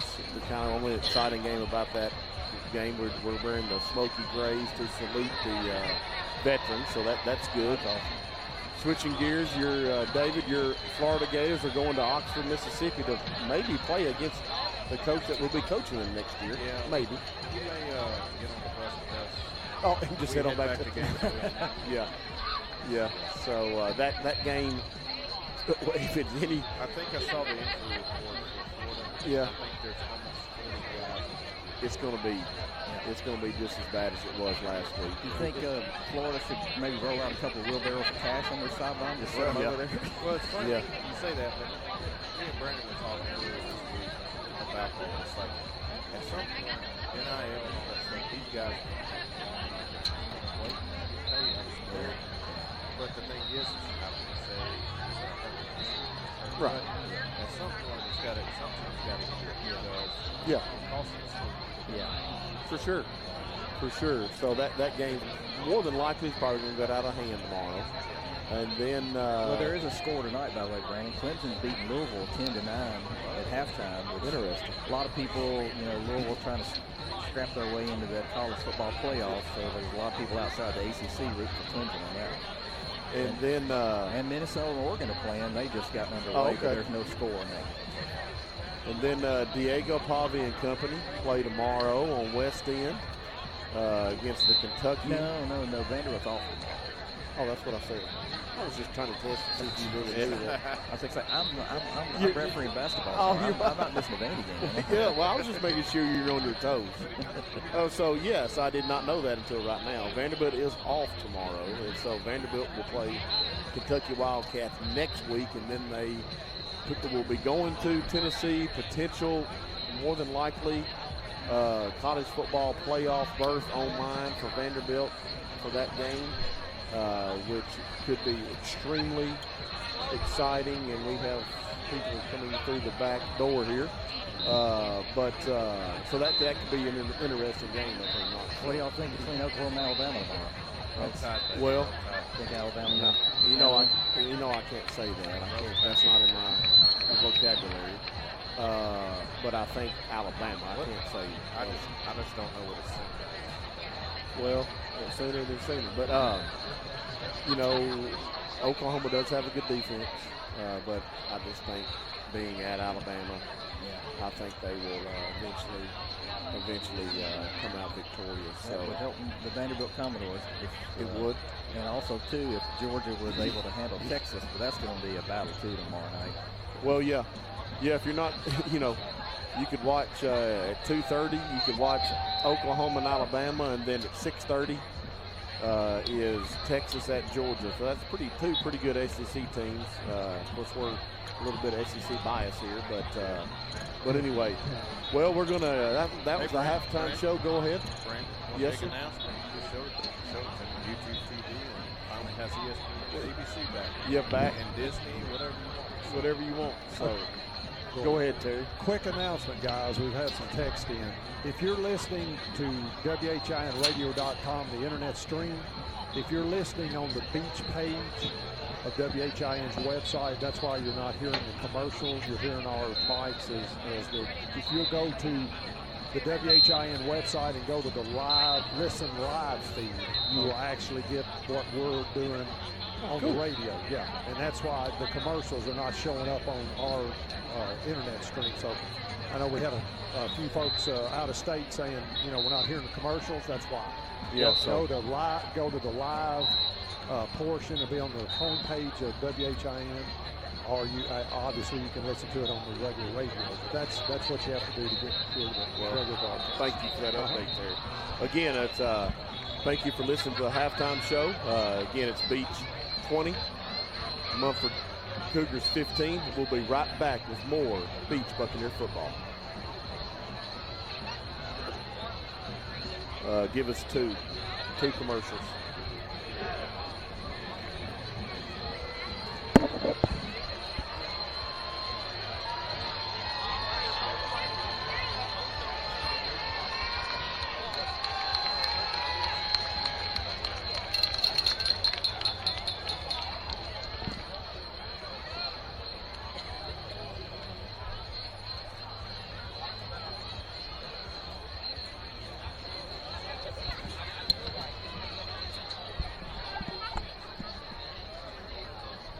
I didn't realize.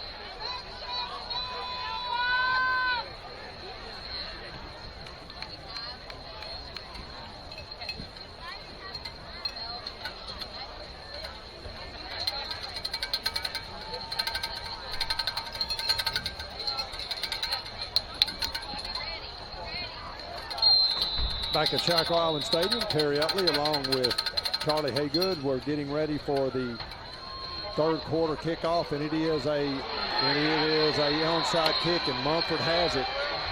That thing went about 12 yards. And let's see, we got a flag down. We may have a targeting here. Let's see. It may be Munford's ball, but they may back him up because they went in and speared a Beech player while he was on the ground. So let's see.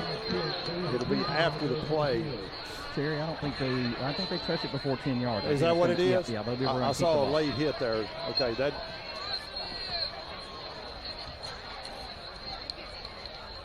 So if they touched it before, the ball actually was recovered 12 yards, but if they touched it, as you said, JC, if they touched it early, then that nullifies everything. Let's see. And that's what it is. And so let's see. JC, we'll leave that to you down there. Maybe you can peek in and see what they're saying.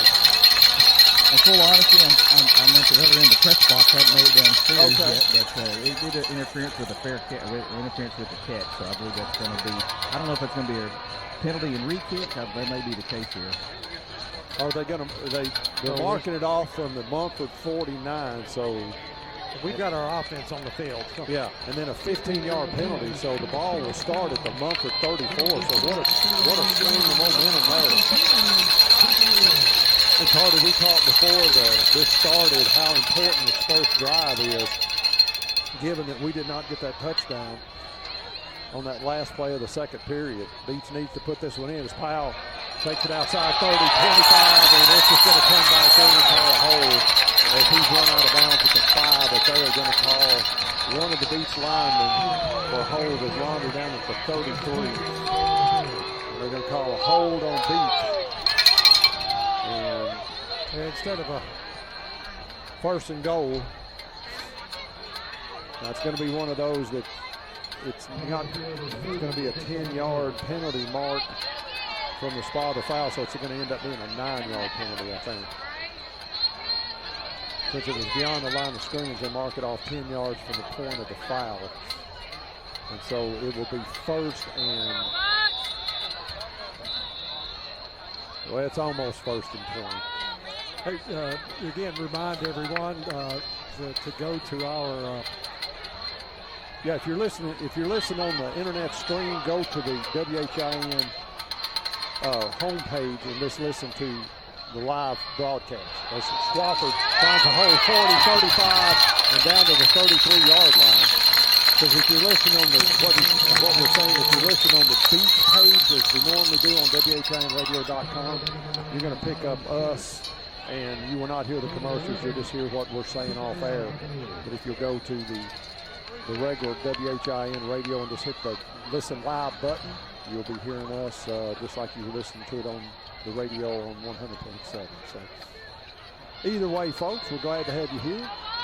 As Beech now looking at a 2nd and 9.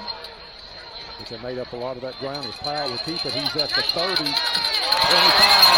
runs over Powell down, and he's got a 6'9" lineman in front of him named Jake Fuchs.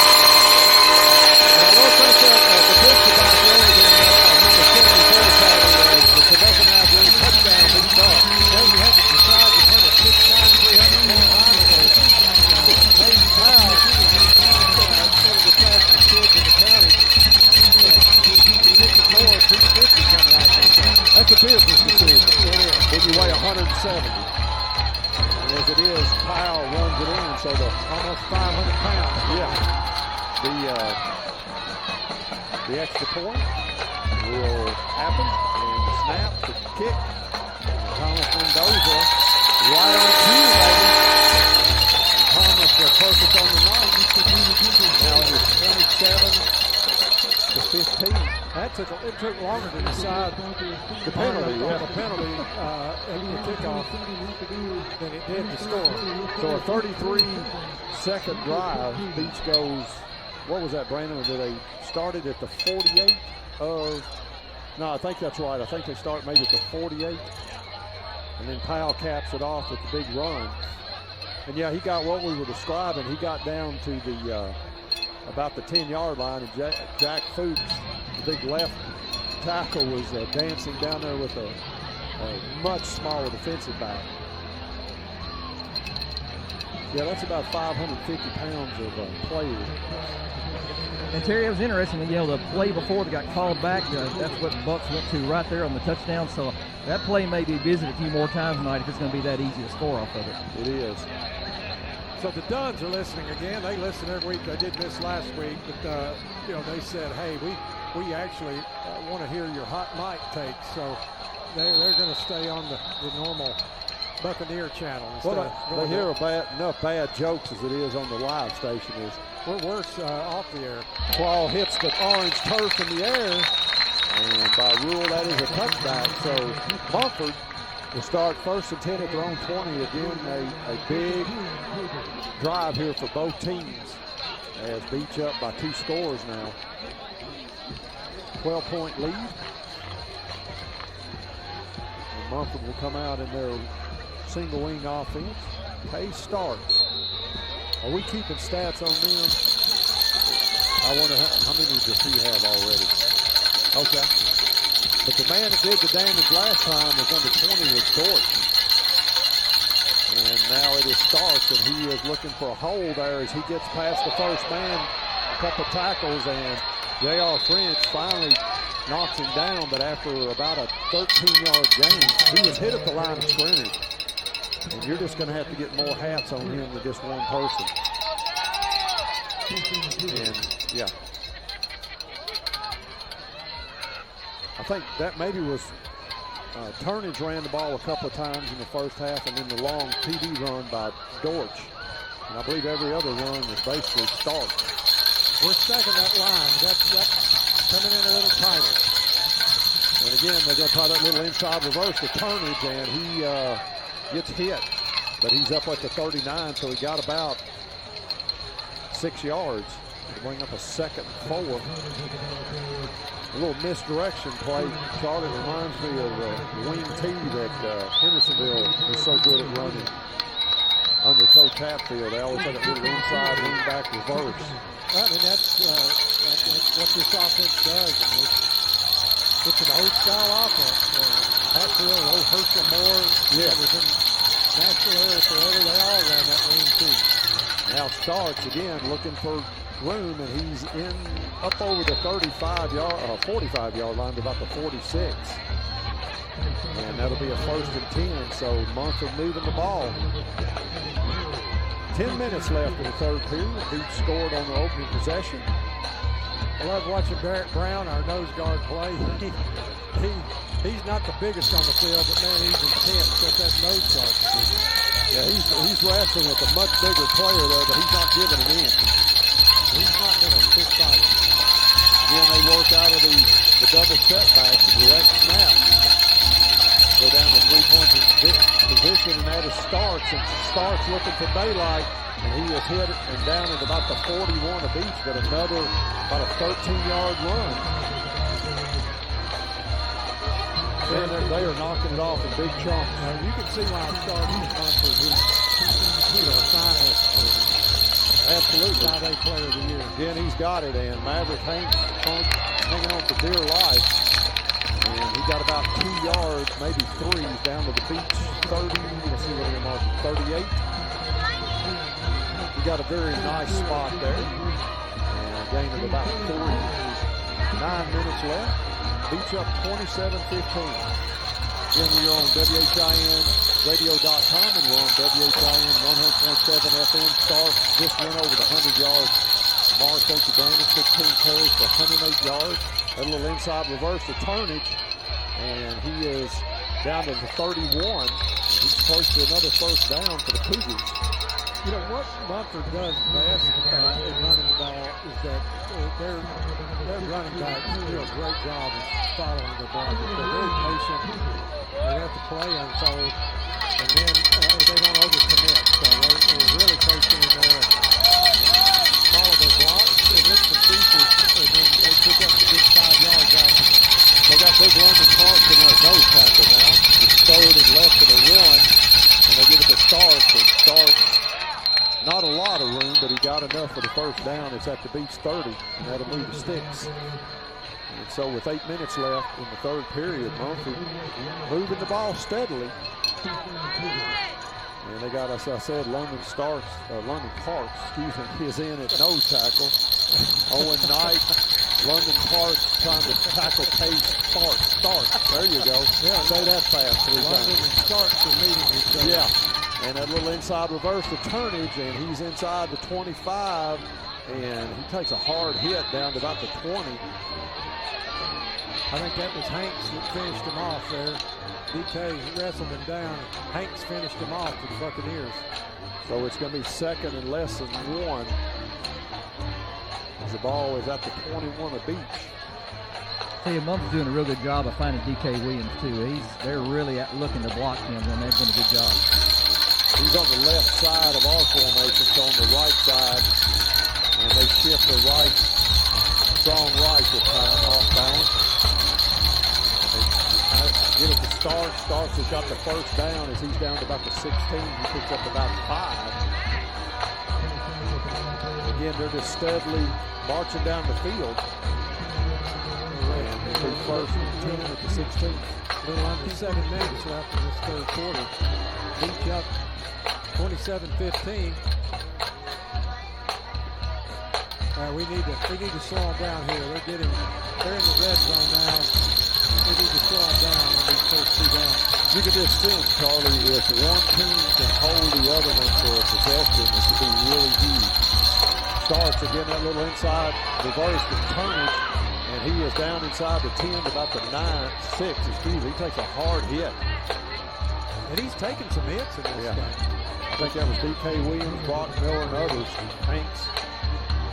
But he pops right up. And so the ball at the Beech 7. It is going to be second and 1. Again, we're just under 6 minutes now. And I think got an equipment problem. One of the offensive linemen is going to have to go out. And they'll replace him with a tight end. Yeah, I was going to say. Yeah. Yeah. It's kind of interesting. See how they do this balance. And that tight end number 8 will go to the right side of the formation. They're on balance to the right. And they give it to Starks. And he's down inside the 5. And he's in for the score. As he stretched out and broke the plane, so they'll give him the touchdown. And so with 5:27 left in the third period, they cut the lead back to 6. Munford brought a lot of people with him tonight, too. Yeah. So we've seen local crowds that's smaller than this one. So. Long drive from, I guess it's northeast of Memphis. I think you got, Millington and Brighton up in that area. Yeah, you go up to the Missouri border. Yeah. And it's in that Martin area. It's close to it. So this will be Crowell trying the extra point, and the kick is up, and it is through. He got it inside the left upright, and that cuts the lead back to 5. And Beech is up 27-22, and again, you got to think that Munford is going to try this onside kick. They have not been real successful with it yet.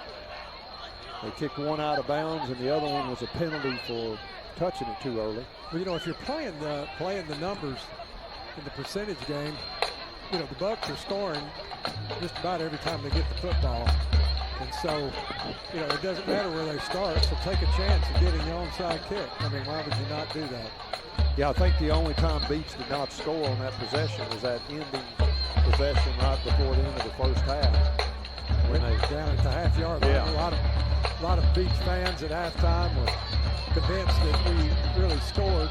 Had a bobble, though, about 2 yards out. That does not happen. We would have scored, but that was a great play by the Buccaneers. Just coming up a half a yard short. All the good hands people up here. Again, we're at the Ponce Law Broadcast Center. I want to thank Michael Ponce and his group for being our lead sponsor tonight. And our Rebecca Nazarene touchdown sponsor. Country Financial sponsored our first touchdown. And our injury report presented by Ascension, St. Thomas, and High Point Orthopedics. Now, let's see, is it going to be turnage or no, this is going to be Crowell, and yeah, he kicks and Brock Miller, and the ball's still loose. And, well, I think Munford got it. Or was Miller down? Let's see, what are they going to call? Yeah, Miller touched it. It went off Miller, and Munford got it. It went into Munford territory, but they come up with the ball at the 46. So there's your turnover. Beech had one that we turned into a touchdown, and now Munford, with 5:22 left in the third period, has created a turnover. But Charlie, you're right. I mean, if you take the percentage on those onside kicks, you know, a lot of teams kick it every time. I mean, you're playing the number. I mean, you know, Beech is pretty much scoring every time you get the football. Why not do that? When Munford with it, their own 46, they do that little inside reverse to turnage, and he runs into one of his own men and falls down after about a 3-yard gain at the 49. I'll tell you what, if he wouldn't have fallen, Yeah. he was off to the races. Yeah. He's small and quick. Again, 2nd and 7 from the Munford 49. 5 minutes now in the third period. Munford just recovered an onside kick. You know, I don't think I've ever played against, I've seen a high school game where it's just this strategy, the onside kick every time. I mean, that's just to be whistle. And again, that little inside reverse with turnage, and he gets hit hard right at the line of scrimmage. No gain on that one, so it's going to bring 3rd and about 6 or 7. About 3rd and 7. If there's a time for us to stop them on the drive, this is it right here. But you got to wonder if this is 4-down territory for Munford, even though they're right at midfield.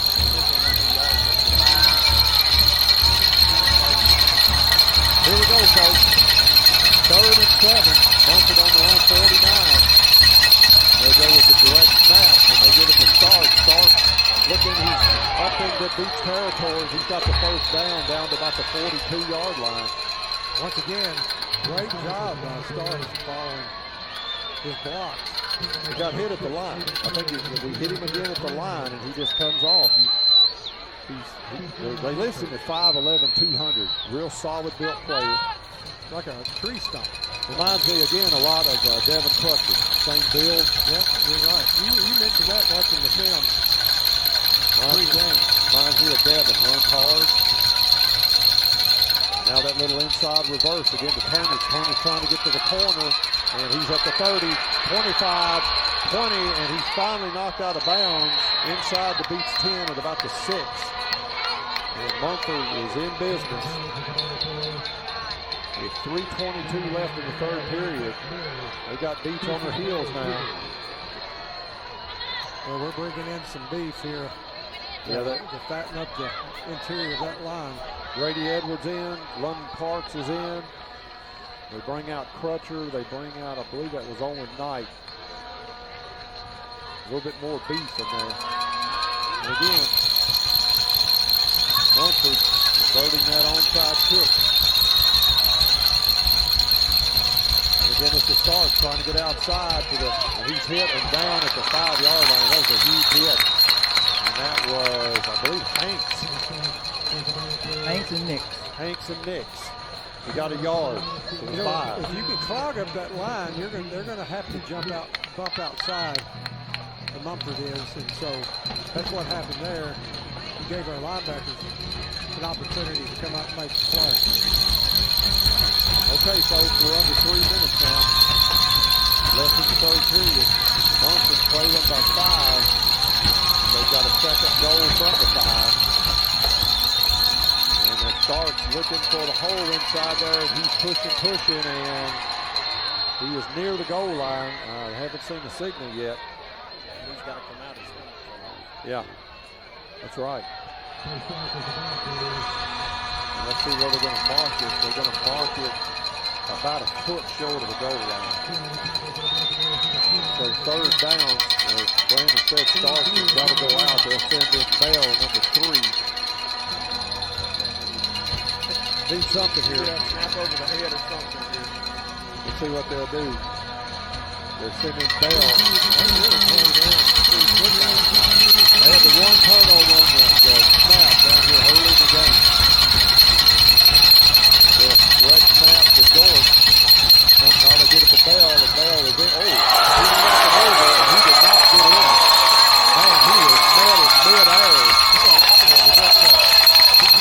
Man, he was mad in mid-air. Yeah, DK Williams.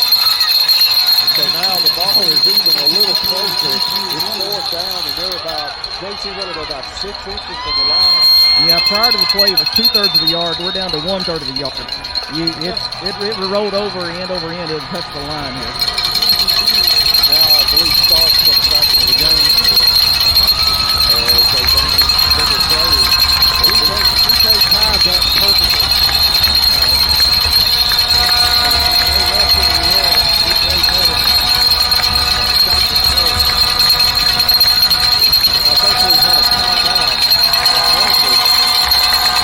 With it, with a minute 20 left in the third period, 4th down and inches from the Beech goal line. We'll be right back with more Beech Buccaneer football. Give me one short one, Seth, please.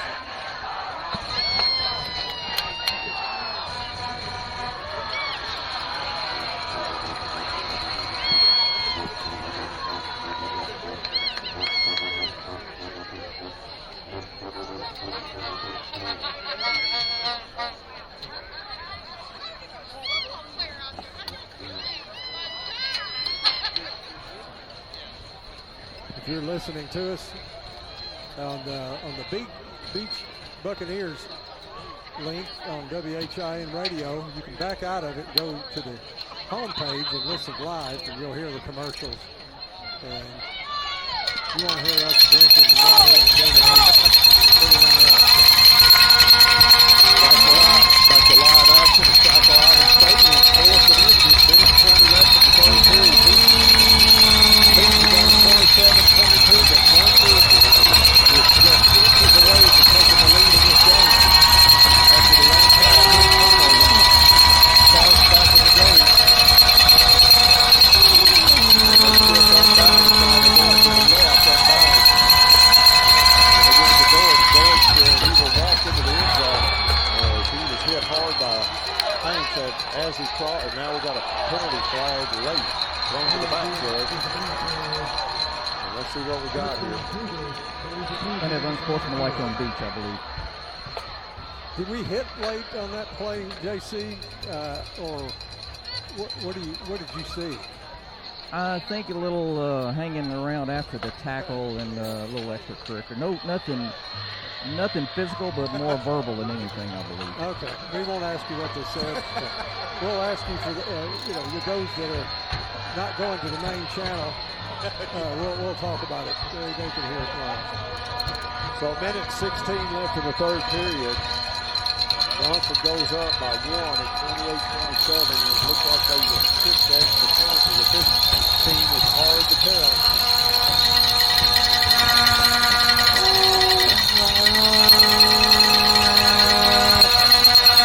The kicker.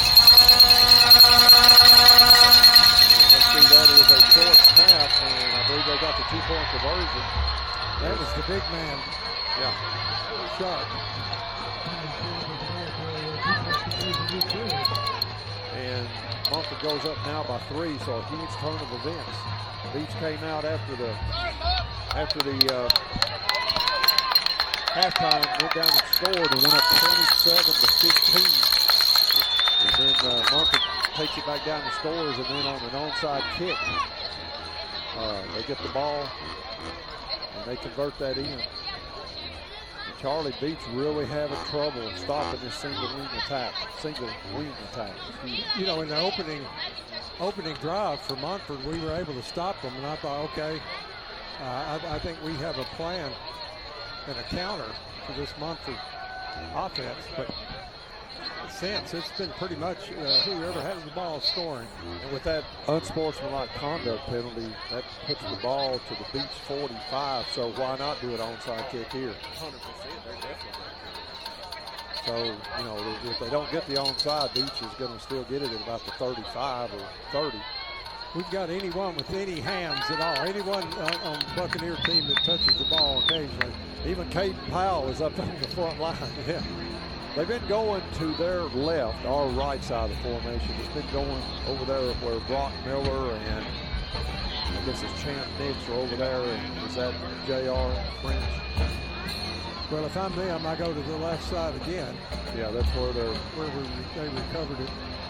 Yeah, that'll be Brock Miller. He's easy to tell with his lime green cleats. And J.R. French is over there, Champ Nix. And let's see what we got here.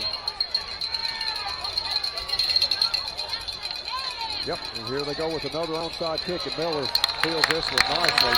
But again, they were so far down the field after the unsportsmanlike penalty, Beech will have it at the 34-yard line. Well, if any run back at all, Beech would have been in a That's about where they are, right, exactly.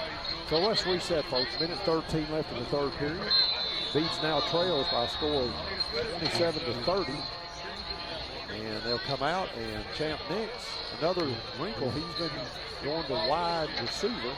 He goes out almost to the Munford bench, and now Campbell, the H-back, moves to the left side of the formation. They give it to Swafford. Swafford finds the hole, 40, 45, 50, 40, 30, 20, 10, and they get him down at the 5-yard line. Justin Swafford, a huge run. He went all the way from the 34, and I think Chelsea's back in shape. He had a little bit of an angle on him, be able to bring him down just shy of scoring. So from the 34.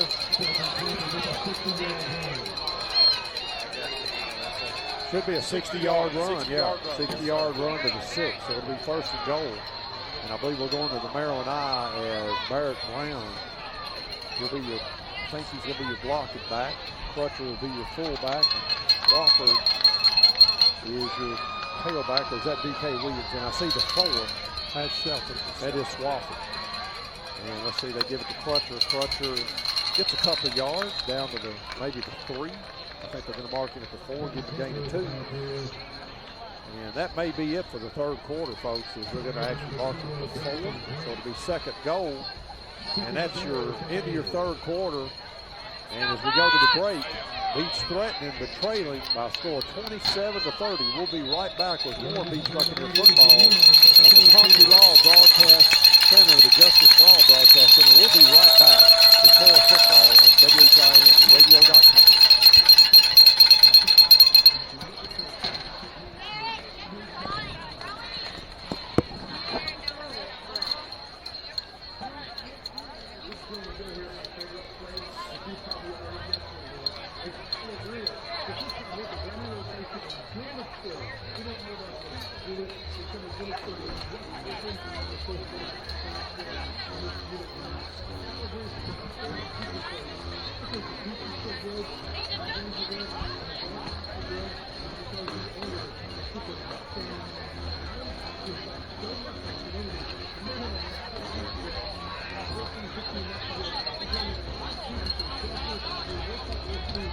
Back at Shackle Island Stadium, getting ready to start the fourth period. Beech threatening at the 4-yard line, play with 27-30. Want to give a shout out to Shane Sisk and Kristen. They were, I think, up at Owensboro watching Carson, Beech alumnus, playing at Kentucky Wesleyan.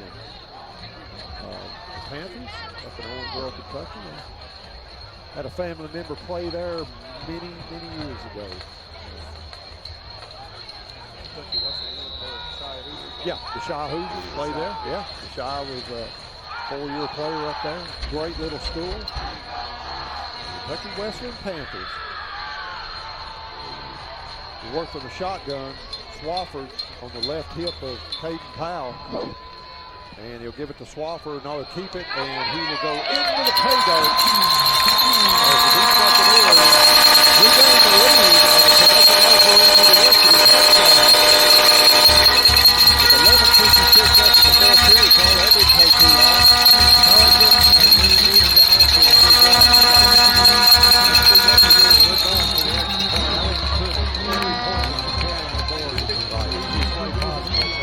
trying to stretch this lead back to 4. Mendoza will line up. He'll kick from the hole to Aiden Curry. Snap a little high, he gets it down, and it is through the pipe. No, it did not. I don't know where it went. It must have went to the left. Yeah, it went to the left. The high snap kind of threw things off right there. I'll tell you, Aiden Curry, this young man, I don't know if there is such a thing as a designated holder in college, but somebody needs to sign this young man. Yeah, he can certainly hold. He is really good at it. Yeah. Well, most teams they end up using their backup quarterback or a punter or another kicker. Somebody that accustomed to taking those snaps. So Beech up by just 3 now. And let's see what Beech might try the same thing, Charles. Well, I think we ought to deliver a little bit of their medicine back to them here. But I don't know. That's not typical for Beech unless they're behind. But hey, tonight may be the night. You say Page up 20-7, 24-7. Page over to Kirkwood Colbrook. The winner of that game will host the winner of this game next Friday night. And if that score holds, it'll be down in Williamson County. I guess that's considered Franklin. Page is. Yeah, it's a short kick taken. The bounce is taken at about the 18 by Turnage. And he steps out of bounds. Good kick coverage there by the Bucks. Yeah, it was a great kick. It was one of those kind of high floaters.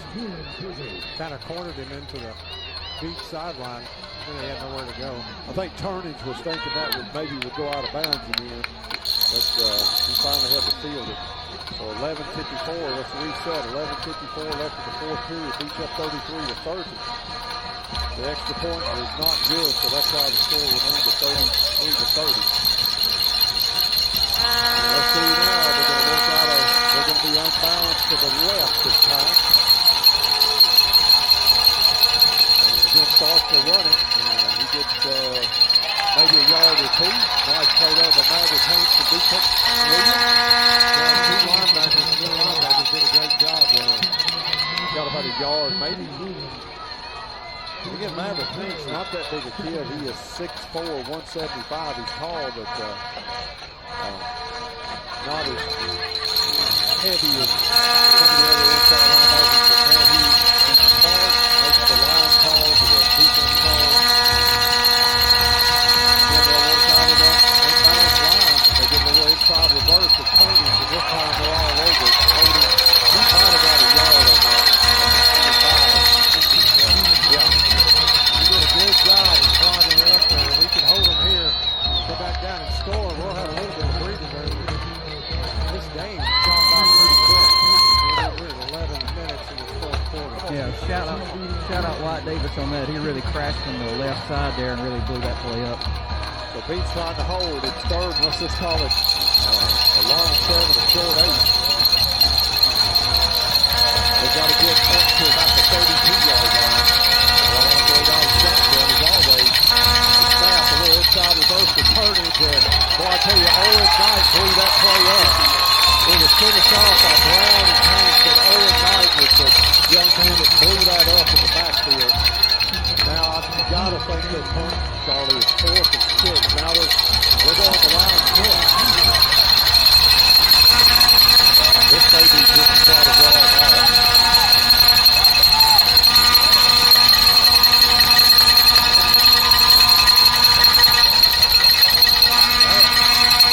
They're still right second. Yeah.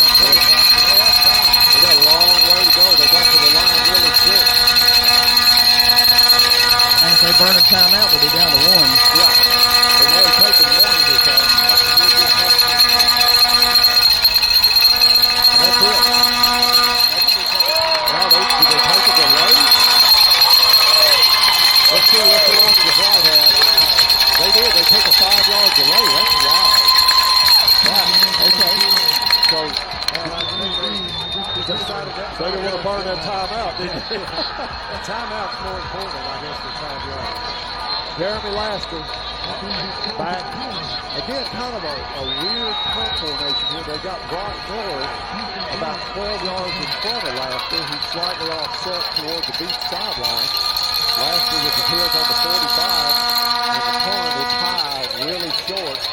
And Brock Miller will field it at the Munford 45. So that was a very short punt. That covered what, about 20 yards? And we've got great field position. Well, actually, going to cover 43 with Munford. Beech will play first and 10. Swafford back into the game as tailback. And again, let's reset. 9:36 left in the 4th period. Beech up 33-30. And that's their block, Ken Nix out wide right. I'm used to saying Brock Miller. He's to the wide to the left here. Lasker's in the slot left. And they take it to Swafford. And Powell picking his way through. They tear his helmet off. That, I don't know how that's not a foul. Well, it could be a penalty, or they could either call the penalty on maybe a face mask. You're not supposed to advance the ball once your helmet's off. Well, you don't have much choice once the play's going. I get what you're saying, but that had to be. Yeah, he will have to come out. Right, unless it's a penalty that puts his helmet off. I think they're going to vote on this. He's talked to every referee on the field. The White has Hopefully we won't have any chance. no. Let's see what we're going to sort this out. See what he's going to say.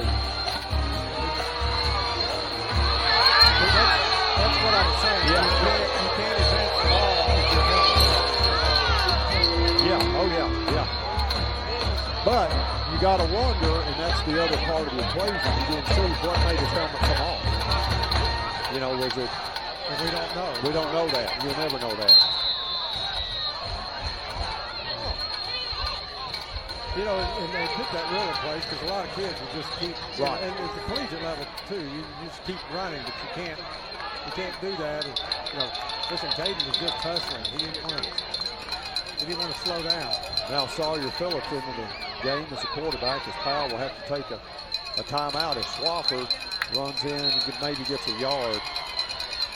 But man, I tell you what, that's a drive killer right there. As it ended up being 1st and 20.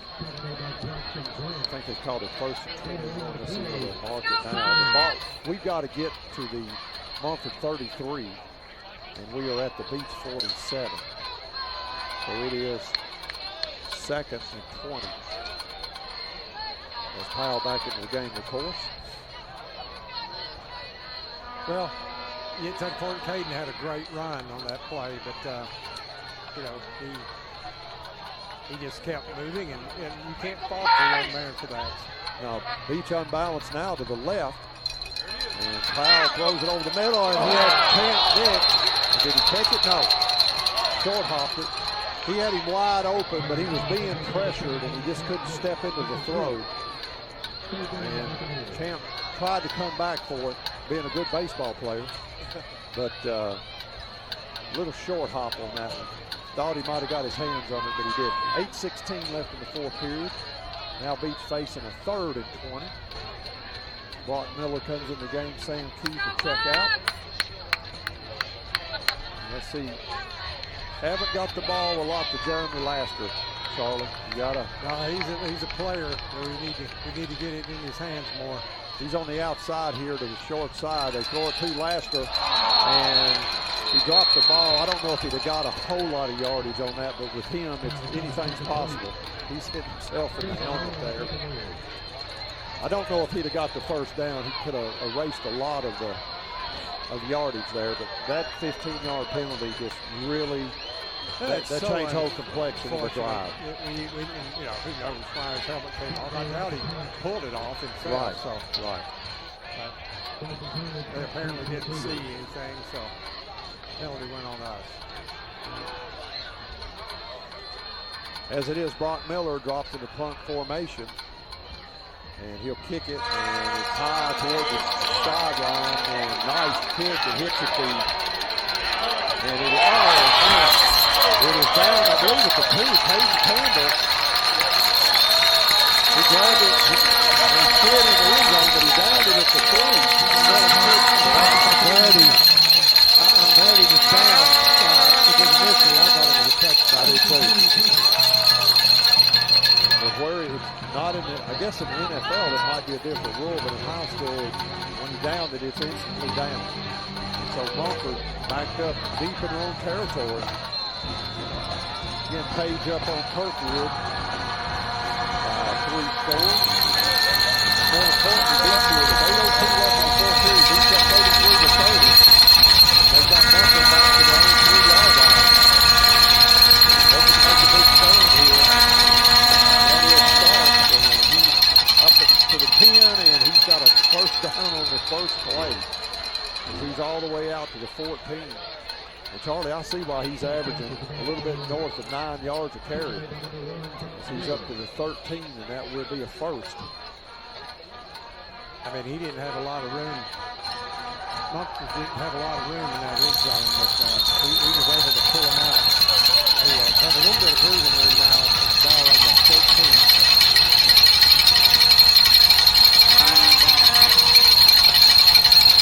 Then they get a little inside reverse to Turnage. Turnage trying to get outside, and he is up over the 20 to about the 22-yard line.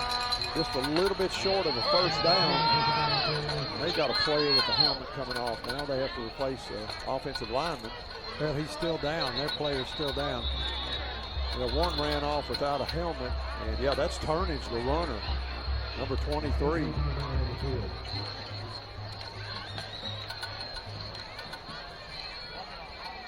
And he is being helped to his feet here. He's the wingback, and he was the man carrying that ball, and he took a shot. And he is being assisted off the field. And let's see, let's reset. They're going to actually mark it back at the 21, so it's going to be second and about 2.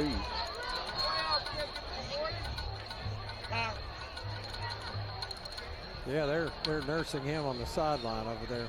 Boy, and the Munford coach is really talking to the head linesman. I don't think he liked the way that play ended there, but as it is, it's second and 2. And we're getting ready to go into 7 minutes left in the game. Beech up 33-30.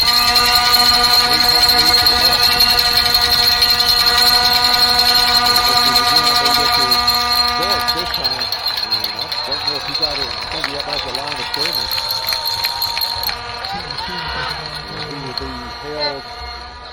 He might have got half a yard, still short of the 22. So now 3rd and a little less than 2 yards. Just slow them down a little bit. I mean, they're up by 3, and there's now 6.5 minutes left in this game. So the clock is running. And Beech trying to stop him and not have enough time to score. And again, they'll go offset to the left. They get it to Stark. He's trying to get outside, and he is first down. Let's see where he is. I believe he got it. He's going to have it by a good yard. Yeah, I think they're going to mark him at the 24, 24. I believe that will move the sticks. It does. First down, Munford, and we're under 6 minutes now. Munford has 2 timeouts left. Beech has 3. Again, the winner of this game will advance to, looks like it's going to be the Patriots. You know, I don't remember in recent history 2 10-1 teams losing the second down. I know. Typically not something that happens. Well, they're number 2 because they lost that recent game. And again, with the start, and he's trying to pick his way through. And he gets about 3 yards up over the 25 to about the 27. Then this drive started at the 3. I think one of the linemen slow getting up. As Turnage was back in the game, number 23. But this is one of their big linemen, I believe, is down. That looks like, well, we're at the 5:23 mark now left in this game. We'll keep it right here with us for this injury. JC will go to a High Point Orthopedics, and that is number 20. That's the other running back, Dorch. He's had some good plays tonight as well. He had the big touchdown run in the first half. He's able to get up and leave on his own power, so I think he might be able to return, guys. As we said, Turnage, the little wingback, he is back in the game. 5:15 and counting. Second and 7. There's the Turnage. He is up over the 30 to about the 33. He's a little short of the first down. It's going to bring up 3rd and short. Aiden Curry on the tackle. It's going to be about 1.5 yards short starting for 3rd down.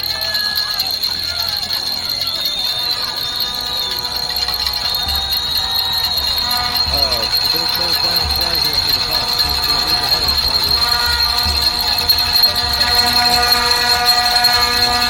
Again, it's a start. Let's see what we got here. Yeah, I think he got a very favorable spot at the 34. And that is going to be a first down. And when the clock starts again, we're going to be at 4:30. So another fresh set of downs. This drive started at the 3-yard line of Munford after the good punt by Brock Miller and the nice Kaden Powell flagged it down at the 3-yard line. Again, I think only one pass attempt in Kyle Knight for Munford Cougars. And that little inside reverse of Turnage, and the lead back was up to about the 39. Gains about 5. And we're under 4 minutes now as London Parks and Hunter Smith check in the game. Barrett Brown and Owen Knight go out. Now they're split in kind of a weird formation. They send a couple offensive linemen out to the right. Kind of a split formation here. They got 3 guys out, and they throw a screen pass out to Turnage, and he is up over the 50. That was just a simple screen. They had 3 men split each side, and Turnage was out on the left side behind the 3, and they just Stark got the direct snap and threw it out on a tunnel screen, and now they're in the Beech territory, 49-yard line, 3:20 and counting. They go the same formation. Now Palmer on the ball, Stark and Mike Wilson. He's passing. He's passing.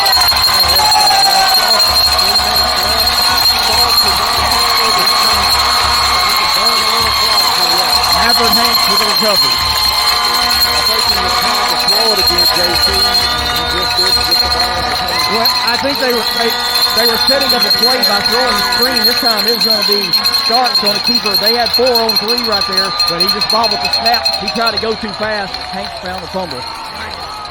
So, again, let's reset. 3:10 left in the game. Beech now has the ball for on 49 after the fumble recovery. And Munford has 2 timeouts. Beech has 3. Camp Nix will split wide to the left. Miller and Laster split wide right. And they give it to Swafford. No, they give it to Swafford, and he's hit, and he maybe gets back to the line of scrimmage. 49. Let's see. So let's call that. He lost maybe about half a yard. Looks like Munford's going to burn their second timeout. They're just going to have one left. You know, this gets into it, Charlie. If we keep it on the ground and get one first down, this is really going to put a crunch on. Yeah, we've got to eat up a little clock here. I'd say we're going to get, it's going to be Kaden Powell time, or we'll give it a laster on the edge here and see if we can't break one. Either way, it's got to be a safe play so it's not an incomplete pass to keep the clock running or make them take a timeout. I agree. What a break. You know, I was about to say how these guys, except for one turnover, Munford's played air free football for the most part. And, you know, to turn it over with that timing was the best gift we could get this week. It is. It was a gift for sure. Let's reset. We got 2:59 left in the fourth quarter. Beech up 33-30. Munford just expended their second timeout. They have one left. Beech has a second and about 10.5 yards from their own, let's just call it their own 48.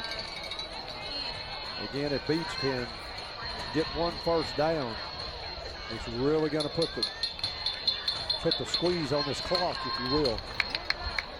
Miller goes out. Laster will come wide left. Everybody else in tight. Powell gives it to Crutcher. Crutcher into the middle, and he'll get into Munford territory, maybe to just past the 50. And I think Munford burned their last time out. So that is their last one. That'll do it for them. So with 2:52 left. I think we're probably going to see Kaden Powell run the ball a couple times here in this next couple of plays. Well, again, you know, try not to beat a dead horse here. If we can turn out, if you get one first down, it's over. Yeah, first down's over, guys. You You're do right. the math on it, yeah. Especially if you get that first down on fourth. But even if you don't, that should, one first down. Do you do that flare pass to I don't think Shelton? I don't think you. I know. Yeah. I just don't. Whatever running backs you want. I think you got to keep it on the. I think you got to keep it on the ground and keep that clock churning. Yeah. And it was crucial they did not burn that timeout earlier because the clock would be running right now. You know, Right. it'd be under 2. We'd run one play, probably run it down to the end of that, and be down to under a minute and a half. You know, and punt and make them go where they 90 yards when they can't pass. Well, yeah, and let's see here. If Beech comes up short on this third down, then it puts on Anthony Crabtree. Does he punt or go for it? This Munford team could score quick. Yes. Terry. Yeah. So we've got to make something happen here. Let's see. Powell was keeping the ball. Let's see. What do we got here? Hunter Smith, he's not very happy. So I don't know. Let's see. Yeah, it's going to be a false start on the Buccaneers. So that'll back it up to the 45. So that now turns it into a third and about 14. We've got to get down to the 41-yard line of Munford, and with that illegal procedure penalty, that puts the ball at the Beech 45. So it makes it even tougher.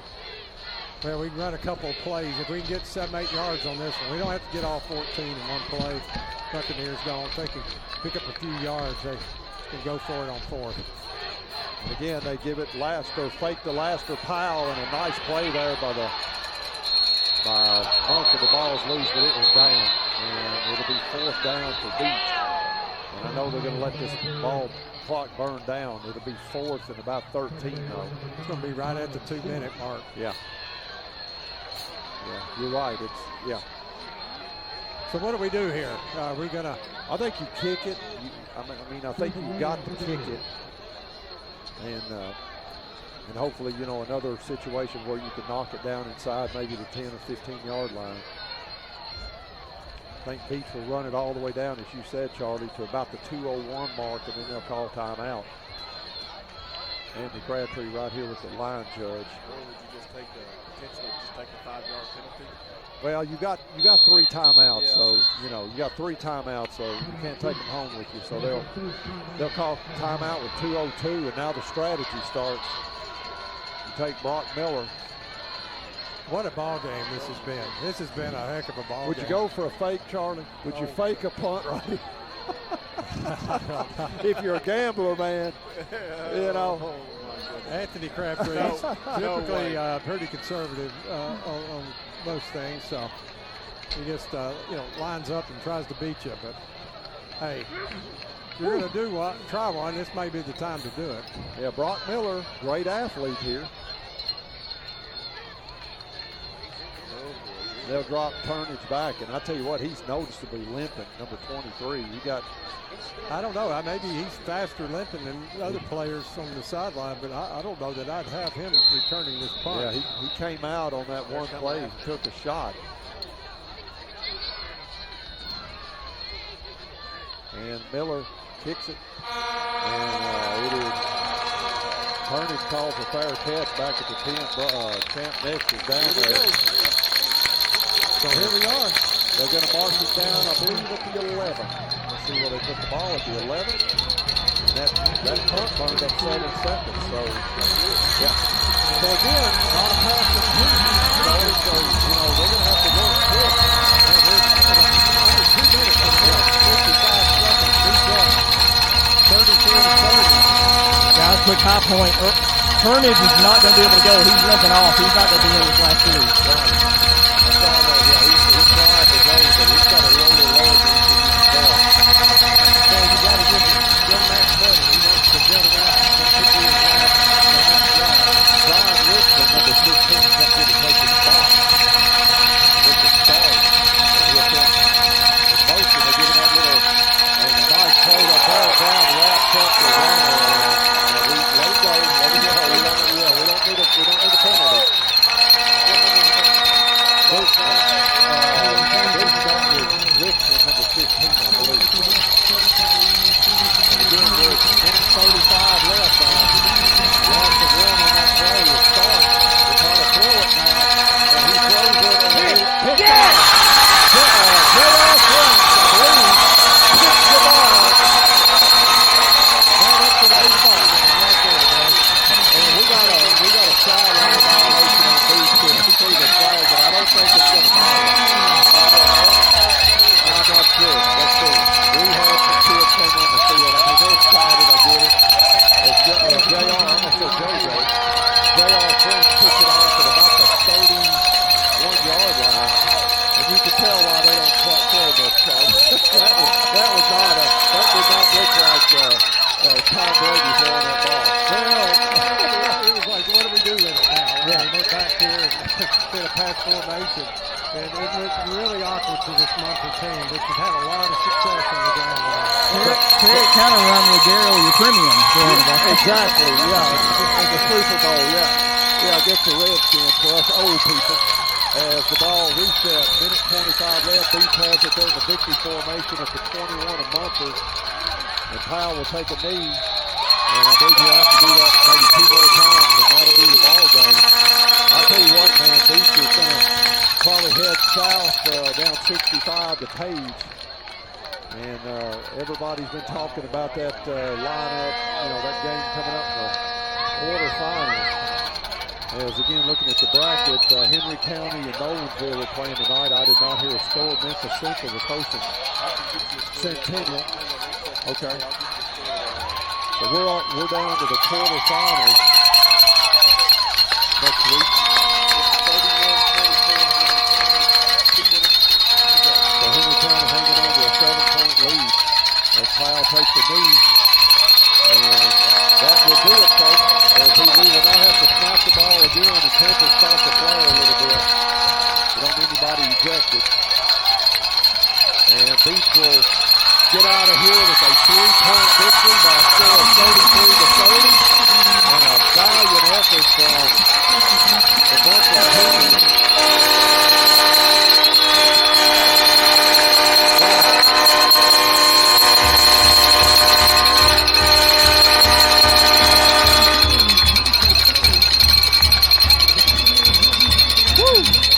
What a ball game, man.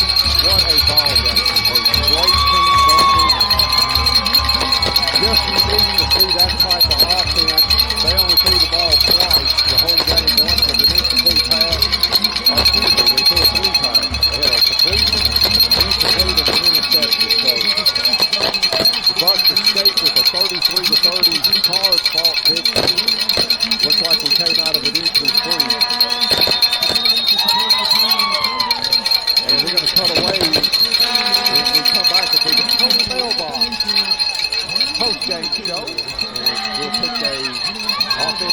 unscripted players of the game. We'll be right back with more Beech Buccaneer football on 100.7 WHIN. Yeah, give me 2 here. Woo. Who do we have, buddy?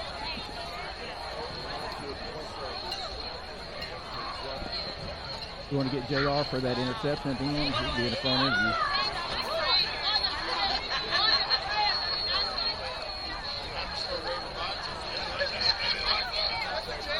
Come on, Charlie.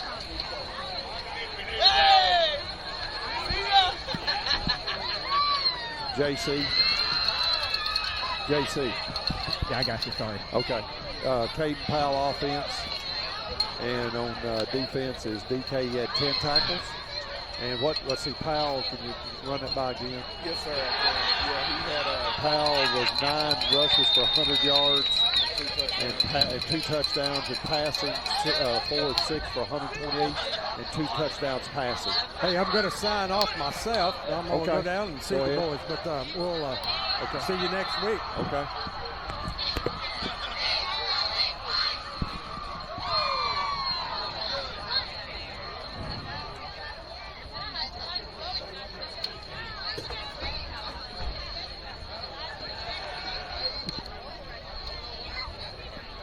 Whew, what a game.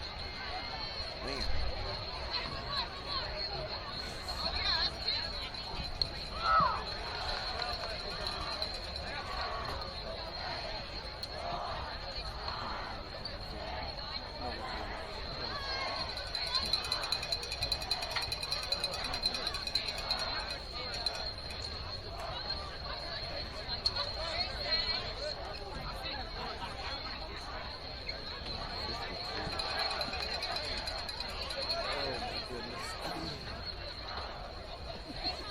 Back at Shackle Island Stadium, where Beech hangs on, and I mean hung on, for a 33-30 victory over a gutsy Munford Cougars team by a score of 33-30. JC players of the game, Kaden Powell, 4 of 6 passing, didn't throw the ball a lot, but when he did, he was effective, had 128 yards and 2 touchdowns, and then running the ball 9 times, 100 yards, 2 touchdowns. Shelton Swafford, 10 carries for 86 yards. And Tyler, you said DK had 10 tackles. And how many did Maverick Hanks have? I had Maverick Hanks for 5. How many do you have in there, Will? Okay. And Curry was 6. So, wow, Miller. And so, catch them. Recap the game. Beech was up at the halftime. Came out and scored on the opening possession of the third quarter to go up 27-15, but then Munford came back down and scored, got a 2-point conversion, and then got an onside kick, and actually took their first lead of the game at 30-27. And Beech was able to drive down and score, and then Beech held got a turnover on a crucial as Starks tried to field the ball and fumbled it, and Beech was able to stop them and burn up the clock. He's got it. He's ready. Okay, and we'll come back here to get David to do the drive summary. But who do you have, JC? Yeah, I got several guys, several tired guys here. I'm sure I'm gonna start with Kaden Powell. Kaden, 9 rushes, 100 yards, 2 touchdowns tonight. Really seemed to be having a lot of luck off that left side tonight. The ball. Yeah, couldn't do it without God, and especially couldn't do it without that old line. Everybody working. Jonas Green, Grady, Hunter, London, Jack, they all do it for me, so I can get the credit, but it's all for me. There you go, buddy. Good job. 4-6 passing tonight, 128 yards, 2 touchdowns. Almost got a third there. Fell a little short, but did they just kind of daring you throw the ball tonight a little bit? Yeah, we knew we could pass it on them. We knew we could do a lot with them. It was just we gotta execute, and we did. They ran great routes. I got it to them. All right, man, congratulations. We'll be going to Page next Friday. We know that for sure. And I got Maverick Hanks and DK Williams. Maverick, tell us a little about just what you faced on that offense. I know it was a long night for you guys and a lot of work, but what were the keys? What you were trying to stop Sparks all night? We knew it was going to be a rough dogfight going in all day. They had some big guys, but we just wanted to persevere. We got all that heart. I don't know. I've just been dreaming for this since I was a little kid, watching my brother grow up. We just want it, man. And they had a lot of size, so for you especially, I know you had a lot of guys who big coming at you tonight. Yes, sir. I mean, I got to do what I got to do. That's all I got. All right, congrats on a great game. All right, heart and soul of defense right here, DK Williams. DK, 10 tackles. You got to know Mr. Sparks a little well tonight, didn't you? Yeah, a little bit. Wait, what number was that? That's the tailback, too. Number 2? Yeah, I thought me and him exchanged a few words. End of the day, it's all love. It's sportsmanship. It's all competition. I talked to him on the handshake line. I told him, I said, he a dog. He an athlete right there. He the type of dude you don't want to sleep on. You make one slip up and he gone. So that was a real good football game. That's what a football game is supposed to be like. It's supposed to be challenging. I love that kind of football right there. And I noted, number 23, the little tailback that did a lot of the inside reverses. He's a tough player for his size too. He like a squirrel. He blink and he gone. He a little quick. He a little glitch. But we got the best of him there a little bit. The Buccaneer defense started wearing him down here a little bit. He just couldn't do it no more. So I mean, that's all you gotta do. Keep on hitting them over and over and over. And that's exactly what we did. Came up and made big plays when they needed to be made, and that's how it happens. Yeah, I was going to say, it came down to the defense because early on they moved the ball quite a bit tonight, but they stuffed our offense, so it really fell on you guys at the end, didn't it? What'd you say? I said it really fell on the defense at the end there. I know JR and his dad are celebrating. Yeah, they're nuts. It did right there. I told you before in the locker room, I told the boys, I said, I hope y'all know this is a defensive game. Offense, they're going to move the ball, and we're going to move the ball. They're going to score, and we're going to punch them right back in the mouth. It's our game, and it's the person who makes the least amount of mistakes, and it's going to be a defensive game. The boys knew what we were going to, before the ball even snapped, and we can't mentally prepare. Yes, we screwed up here and there, but that's all part of football. You don't learn anything from not making mistakes, and that's exactly what we did. We made mistakes, and we learned, and we fixed it. All right. Everybody's been wanting it. It's time for Paige, buddy. What do you got to think about that? I can't wait. I've been waiting on this since last year. That's Springfield left a bad taste in my mouth. Time to wash it out now with Paige. All right, man. Congrats on a great game tonight, buddy. Get some rest and be ready to go next week. Guys? Thank you, JC. That may have been the longest interview of the year, I'll tell you. I'm ready to play a football game. Yeah, me too. Let's go to Paige now. David, give us a recap on the drives tonight. Drives, guys, like I said in the first half, first time all year we had more plays than the other team. Well, the game wasn't over. Now, let's see, Munford ended up with 52 plays, and Beech ended up with a total of 37 plays. Time of possession, of course, these numbers are almost accurate. Beech, 5 minutes, 46 seconds only in the second half. Munford had it for 18 minutes and 14 seconds. Okay. Total for Munford was 27 minutes, 41 seconds. Total for Beech was 20 minutes, 19 seconds. In the second half, Munford had 4 third down conversions for first downs. Wow. And they also had one on the fourth down conversion for a first down. Penalty-wise, at the end of the game, Beech ended up with 7. We keep winning that each week for some reason. And then, but it was an improvement over last week. Over a big improvement. Yes. Big improvement. Yeah, I'll take it. Yeah. If we will. I guess if we were betting, we did good on the under. You're right. Yeah. But Munford ended up with 5 turnovers. Munford had 2 big turnovers tonight. Yes. And they were both, one was an interception, one was a snap. Well, they actually had 2. They had 2 fumbles. Right. They had 2 fumbles. Two fumbles. That's right. 2 fumbles and an interception. I'm sorry, I had the fumbles right, but not the interception written down. Punts, I think we punted more tonight than we have all year. Yes. Munford only punted twice. Guys, I think that's it for me. Oh, Munford had won the first down game, 17, and we had 14. I think that's it for me. That's it. I appreciate it. Again, folks, a hard-fought victory for the Beech Bucks. They'll go on to the quarterfinals, and the way that's Henry County looks like they're going to hold on against the Nolensville Knights, and they'll advance, and they will host either Memphis Central or Centennial, and then Beech will go down to Page on that side of the bracket on the west. So we're down to 8 teams on the west side, and we are down to, I think that's right, we're down to 4 on each side now. So 8 teams total in the state. So we're not worried about what's happening on the east side right now with Powell and some of those teams up there. But right now we're worried about the west side of the bracket. So the game that a lot of people have been looking at all year, as the Beech Bucks, the #1 seed, are going to play the #1 seeded Page Patriots, and the Henry County Patriots, #1 in Region 7. Looks like they're going to be hosting either Memphis Central or Centennial, whoever comes out on that game. No score on that one, but I do have some of the East State scores Okay. for you. Blackman over Dobbins Bennett, 28-7. That's a 6A game. That's a 6A game. Reading through here to find some of the others.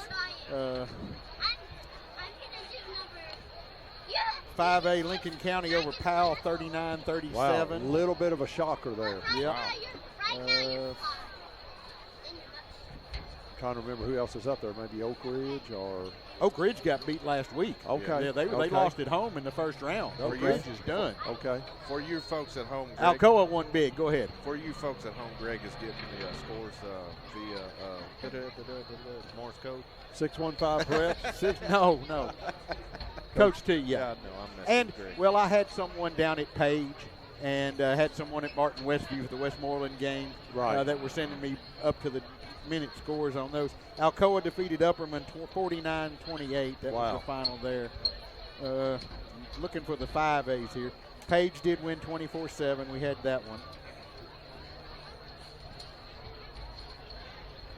And again, I want to get Raven. That's a 6A score. Raven Springfield wins 37-6. That's 4A. Yes. Antioch over Collierville in 6. Nice. Wow. Henry County 31-24 over Nolensville. That's the final. So they'll be in the quarterfinal. And again, folks, 615 Preps, they have their scoreboard show tomorrow morning at 9 o'clock. Yes. You can reach them on YouTube there. Again, 615 Preps. And I want to thank Greg Arias, the play-by-play man forever over at Gallatin. He graciously came in and set up the equipment for us to actually broadcast on 100.7 FM. And I assume next week we'll be doing the same thing down in Williamson County. We may have a bus. Yeah, we'll have to have a bus to go. Yeah. So again, we're going to get out of here. For Charlie Haygood, David Cuppen, Tyler Green, Greg Arias, Brandon Shanks, and J.C. Swafford, this is Terry Utley saying, come down to Williamson County next week and support your Bucks as they advance to take on the Page Patriots. And please be safe. Have a great weekend. And be safe, everybody. And we'll see you next week. And you've been listening to the Ponce Law Broadcast Center, WHIN 100.7 FM. Good night, everybody. We'll see you soon.